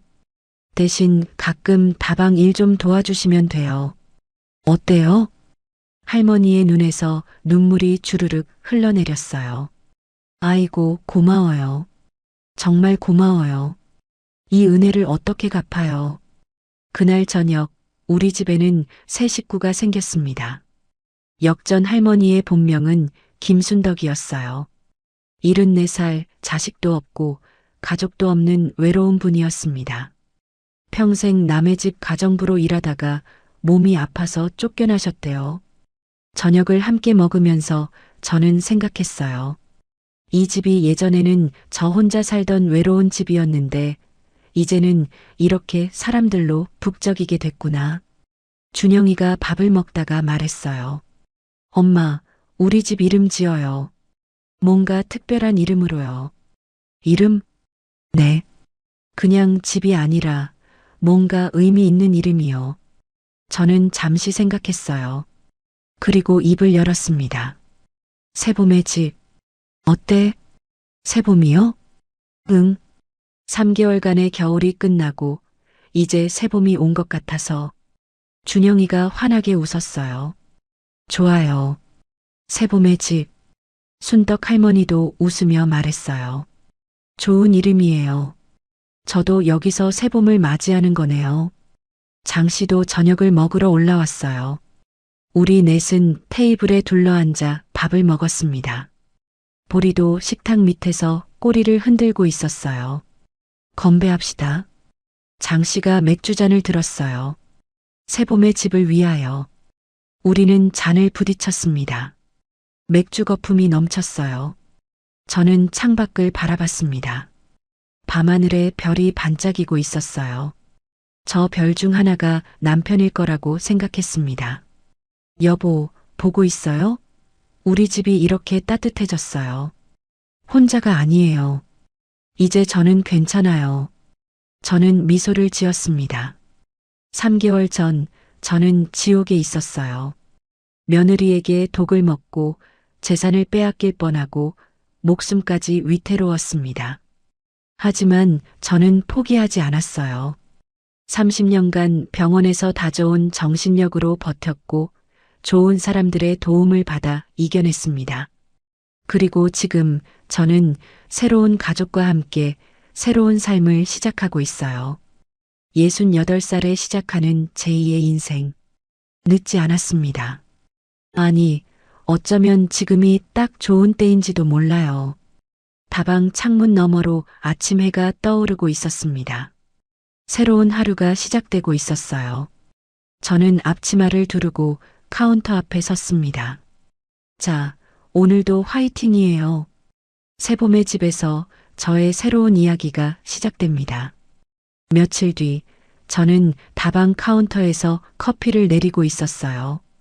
문이 열리며 낯익은 얼굴이 들어왔습니다. 국과수에서 약물 분석을 해줬던 과학수사관 선생님이었어요. 어머, 어서 오세요. 오랜만이에요. 네, 잘 지내시죠? 개업 축하드리러 왔어요. 그가 화분 하나를 내밀었어요. 작은 고무나무였습니다. 화분이요? 네. 예전에 고무나무가 독에 죽었다고 하셨잖아요. 새 고무나무로 새 출발하시라고요. 저는 가슴이 뭉클했어요. 그때 베란다에서 죽어갔던 고무나무가 생각났습니다. 혜진이가 탄 독을 뱉어내서 검게 타들어갔던 그 화분. 그 고무나무 덕분에 제가 살아남았던 거예요. 고마워요. 정말 고마워요. 저는 화분을 받아들고 창가에 놓았습니다. 햇살이 푸른 잎을 비추고 있었어요. 그날 저녁 저는 옥상에 올라갔습니다. 서울 시내의 불빛이 반짝이고 있었어요. 바람이 시원하게 불었습니다. 뒤에서 발자국 소리가 들렸어요. 장 씨였습니다. 여기 있었구먼. 장 씨가 제 옆에 섰습니다. 우리 둘은 한참 동안 말없이 야경을 바라봤어요. 장 사장님 감사해요. 정말로요. 또 그 말이요? 이제 그만하시오. 장 씨가 손을 내저었지만 저는 진심이었어요. 아니에요. 사장님 아니었으면 저 여기 없었어요. 그날 밤 비 맞으며 쓰러졌을 때 사장님이 문을 열어주지 않았으면 저는 죽었을 거예요. 장 씨가 잠시 침묵했어요. 그리고 천천히 입을 열었습니다. 나도 고맙소. 은퇴하고 혼자 철물점에서 썩고 있었는데 덕분에 마지막으로 보람 있는 일을 했소. 저는 장 씨를 바라봤어요. 무뚝뚝한 그의 눈가에 잔주름이 잡혀 있었습니다. 우리 앞으로도 잘 지내요. 그래요. 잘 지냅시다. 우리는 손을 맞잡았어요. 투박하지만 따뜻한 악수였습니다. 옥상에서 내려와 방에 들어가니 준영이가 소파에 앉아 있었어요. 보리가 그의 무릎 위에서 잠들어 있었습니다. 엄마, 어디 갔다 와요? 옥상에 좀 다녀왔어. 바람 쐬려고. 저는 준영이 옆에 앉았어요. 잠든 보리의 등을 쓰다듬었습니다. 준영아. 네, 엄마. 고마워. 엄마 아들이어서 고마워. 준영이의 눈이 붉어졌어요. 저야말로요, 엄마. 엄마 아들이어서 행복해요. 저는 아들을 끌어안았습니다. 따뜻했어요. 창밖으로 보름달이 떠오르고 있었습니다. 환하고 동그란 달이었어요. 3개월간의 지옥이 저를 더 강하게 만들었습니다. 그리고 지금 저는 그 어느 때보다 행복해요. 새봄의 집. 여기서 저의 새로운 인생이 시작됩니다. 오늘의 사연 어떠셨나요? 사연이 마음에 닿았다면 더 좋은 사연으로 찾아뵐 수 있도록 구독과 좋아요를 눌러주세요. 그리고 사연의 주인공을 위한 따뜻한 말씀도 댓글로 부탁드립니다. 여러분의 오늘을 응원합니다. 인생 소풍이었습니다.